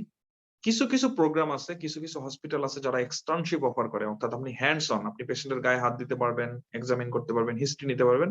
This is the best. এটা আরেকটা অপরচুনিটি। এক্সটার্নশিপ পাওয়ার উপায়টাও সেম, ইমেল কলের মাধ্যমে পেতে পারেন। যে প্রোগ্রাম সরাসরি অফার করে, যেমন লার্কিন কমিউনিটি হসপিটাল ফ্লোরিডা, তারা এটা অফার করে, আপনি সেখানে তাদের ওয়েবসাইটে অ্যাপ্লাই করে পেতে পারেন, অথবা আপনি বিভিন্ন এজেন্সির থ্রুতে পেতে পারেন। পাওয়ার উপায়গুলো হলো এটা। ইউএস ক্লিনিক্যাল এক্সপিরিয়েন্সে যে তিনটা প্যাটার্ন বললাম, অবজারভারশিপ, ক্লার্কশিপ, এক্সটার্নশিপ, এগুলোর গোল কি? এগুলো গোল নাম্বার 1, এটা ওয়ার্ক এক্সপিরিয়েন্স হিসেবে অ্যাড করা যায়, ইউএস ক্লিনিক্যাল এক্সপিরিয়েন্স হিসেবে অ্যাড করা যায়, এটা রিকোয়ারমেন্ট, এটা হেল্পফুল। নাম্বার 2, ওই যে আপনি এক্সপিরিয়েন্সটা যখন নিবেন, এক্সপিরিয়েন্সটা নেওয়ার সময় আপনি তারকে ইমপ্রেস করার মাধ্যমে তার কাছ থেকে একটা গুড লেটার আশা করেন। সেই লেটারটা পেলে আপনার আরেকটা রিকোয়ারমেন্ট ফুলফিল হয়ে গেল, লেটার অফ রিকমেন্ডেশন। এখানে আমি আরেকটি স্ট্র্যাটেজির কথা বলি। মানুষ সাধারণত যেটা করে দেখেন, আপনি যদি আসা যাওয়া করেন বারবার, ধরেন আপনি একবার আসলেন অবজারভারশিপ করে চলে গেলেন, আবার আসলেন আরেকটা অবজারভারশিপ করে চলে গেলেন, আবার আসলেন রেসিডেন্সিতে অ্যাপ্লাই করার জন্য বা স্টেপ 3 দেওয়ার জন্য। আপনি যতবার আসা যাওয়া করবেন ততবার আপনার টোটাল এক্সপেন্ডিচার বেড়ে যাবে। What if you wanna do everything together? Step 1, step 2 শিখে ওইটি শেষ। এখন আমি এক জায়গায় রিসার্চ ভলান্টিয়ারিং এর জন্য অ্যাপ্লাই করলাম।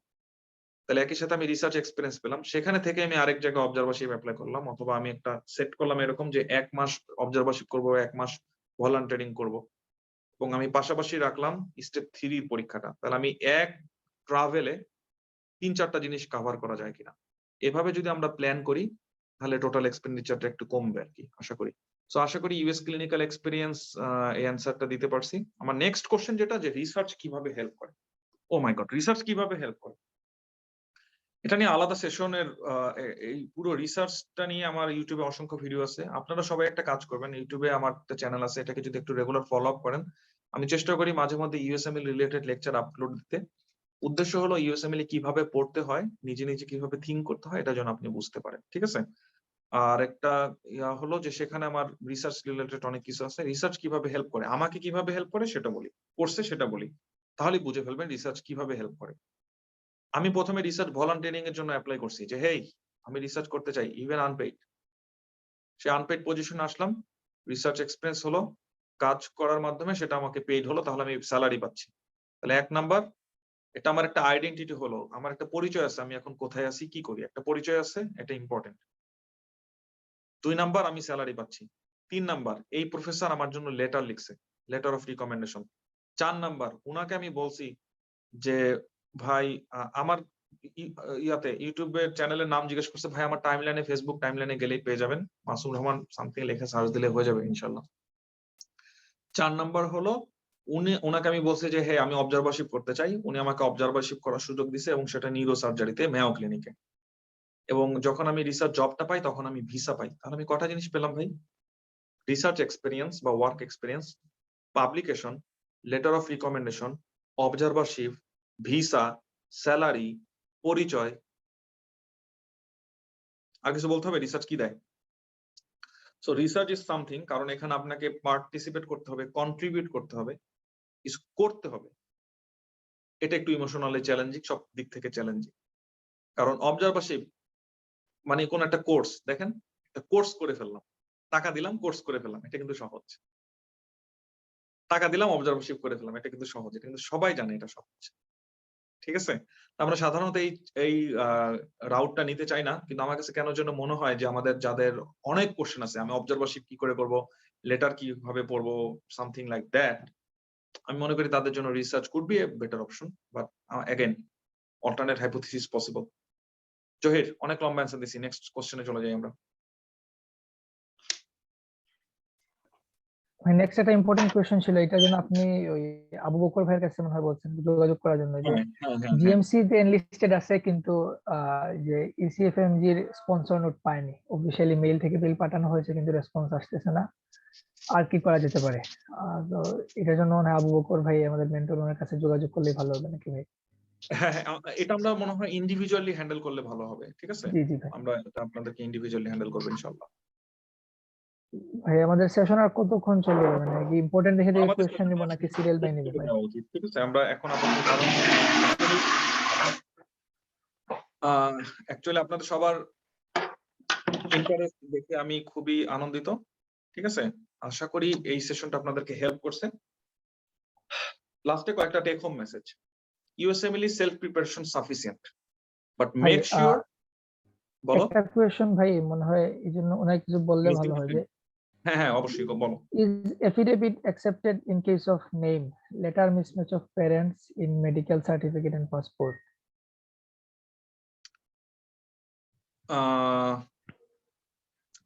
আমি আপনাকে বলতে পারি যে কি কি দরকার হয়। প্যারেন্টস এর নাম কোথাও দরকার হয়, ঠিক আছে?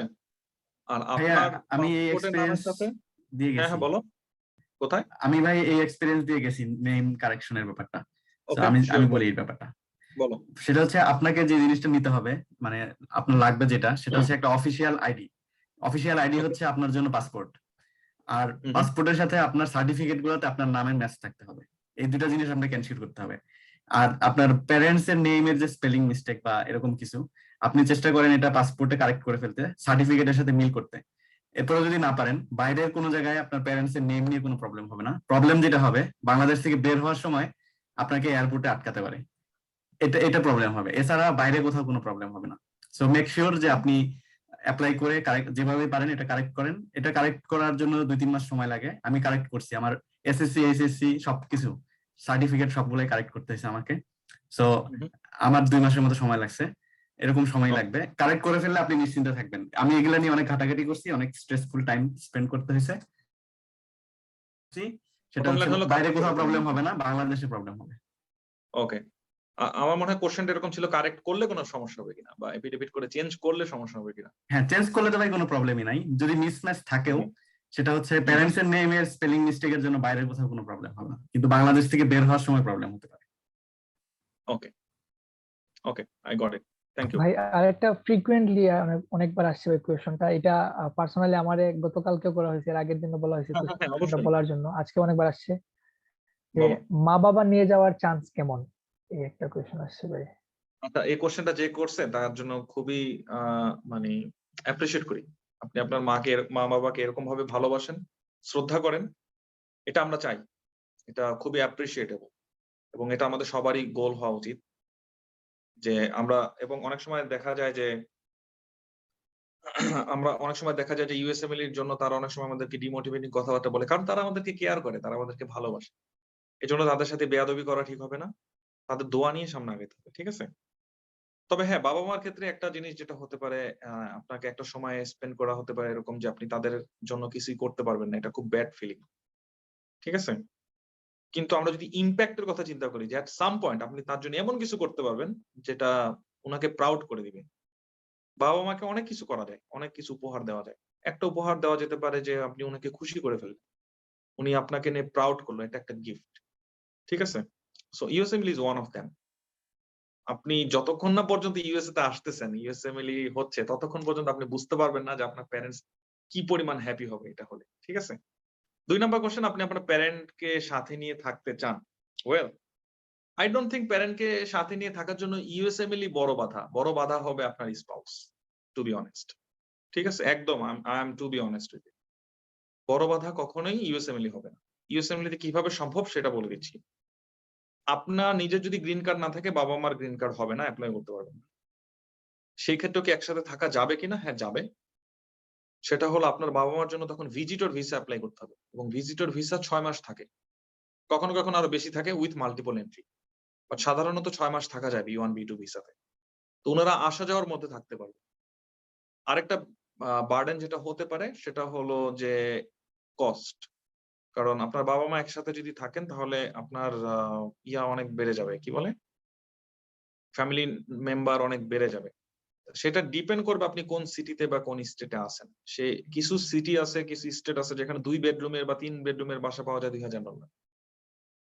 কিছু স্টেট আছে যে না, $2000 ভালো বাসাই পাওয়া যাবে না, এরকম। কিছু স্টেট আছে এটা একটু চিপ, আপনি রেসিডেন্সি অ্যাপ্লাই করার সময় আপনি সেই স্টেট বা সেই সিটিতে অ্যাপ্লাই করবেন যেখানে আপনি খুব অল্প দামে বাসা ম্যানেজ করতে পারবেন, এবং তারপরে আপনি একসাথে থাকবেন। আপনি আপনার বাবা মাকে ভিজিটর ভিসাতে আনবেন, তাদের ট্রাভেল কস্ট আপনি যদি করতে পারেন, ম্যানেজ করতে পারেন, বা আপনার বাবা মা যদি ম্যানেজ করতে পারে, এটা সার্টেনলি পসিবল, এবং USMLE will not be your burden, ঠিক আছে? কারণ এটা আসলে বাস্তবতা। সবসময় বাবা মার জন্য আমরা যেটা করতে চাই সেটা করতে পারি না, কিন্তু হ্যাঁ, আমরা অবশ্যই যেন তাদের সাথে ভালো ব্যবহার, যেটা ম্যানেজ করা সম্ভব, ভালো ব্যবহার, খোঁজ খবর রাখা, রেসপেক্ট, ভালোবাসা, এগুলোর যেন কখনো কমতি না থাকে। কেমন? আমি অবশ্যই অ্যাপ্রিশিয়েট করি কোশ্চেন কর্তাকে। Anyone next? আর কোনো কোশ্চেন? আমরা কি আর কোয়েশন নিব? আর কোনো কোয়েশন ভাই নাকি? আচ্ছা, নিতে থাকি যতক্ষণ। আসলে ভাই আপনাদের সবার কোশ্চেন এখন নেওয়া সম্ভব না, ঠিক আছে? আমাদের এট সাম পয়েন্ট থেমে যেতে হবে। ইন কেস আমি কারো কোশ্চেন নিতে পারিনি আজকে সেশনে, আমি আন্তরিকভাবে দুঃখিত, ক্ষমা চেয়ে নিচ্ছি। সেক্ষেত্রে যেটা করা যেতে পারে, আপনি আমাকে পার্সোনালি রিচ করতে পারেন, সাজিদকে পার্সোনালি রিচ করতে পারেন। He is another AICMS mentor, যে বেসিক সায়েন্সের যে কোর্সটা করে। তা how AICMS can help someone, USMLE preparation নিয়ে কয়েকটা বটম লাইন কথা বলি। কারণ ভাই, এটা একটা বিশাল রাস্তা। এই রাস্তায় আপনি অনেক হেল্পফুল মানুষ পাবেন, অনেক হার্মফুল মানুষ পাবেন। USMLE self preparation more than enough, sufficient. Self প্রিপারেশনের সুবিধা যেটা, সেলফ স্পিড মেনটেন করা যাবে এবং কস্ট খুব কম। কিন্তু এরপরও আমরা মাঝে মধ্যে কোচিং খুঁজি, যে একটা নির্ভরযোগ্য কোচিং, একটা ভাইয়া, একটা মেন্টর। মেন্টরশিপ ব্যাপারটা এরকম না যে কোচিং এ ভর্তি হলে টাকা দিলে মেন্টরশিপ করবে, অন্য কেউ করবে না, ঠিক আছে? এটা ছাড়াও মেন্টরশিপ অ্যাভেলেবল, আপনাকে একটু খুঁজে নিতে হবে এবং আপনাকে একটু ধৈর্যশীল হতে হবে। মেন্টরদের মধ্যে আপনি বিভিন্ন রকম ডিসিশন পাবেন, বায়াস ডিসিশন পাবেন, এই ভাইয়া ওইটা বলে তো ওই ভাইয়া আরেকটা বলে। সেই ক্ষেত্রে জাজমেন্ট কল আপনার, আপনার জন্য কোনটা পারফেক্ট। বাট এগুলোতে ডিস্টার্ব হওয়ার কোনো কারণ নেই, এটাতে বিরক্ত হওয়ার কোনো কারণ নেই। This is diversity. কেউই 100% রং না, কেউই 100% কারেক্ট না। আপনাকে বুঝতে হবে কোনটা আপনার জন্য সুইটেবল। ইউএসএমএলই প্রিপারেশনের অনেক রকম এইড যদি আপনি খুঁজে থাকেন, অনেক রকম এইড অ্যাভেলেবল। এইড গুলোর কমন প্যাটার্ন আপনাকে আমি বুঝাই। কমন প্যাটার্ন হলো, কিছু ব্যাচ আছে, কিছু ইউএসএমএলই ট্রেনিং প্রোগ্রাম আছে যারা হলো বিগিনারদের জন্য, যার কনসেপ্ট ভালো না, তাকে বুঝতে হবে, আগে পড়াটা বুঝতে হবে, তারপরে অ্যাপ্রোচ করবে।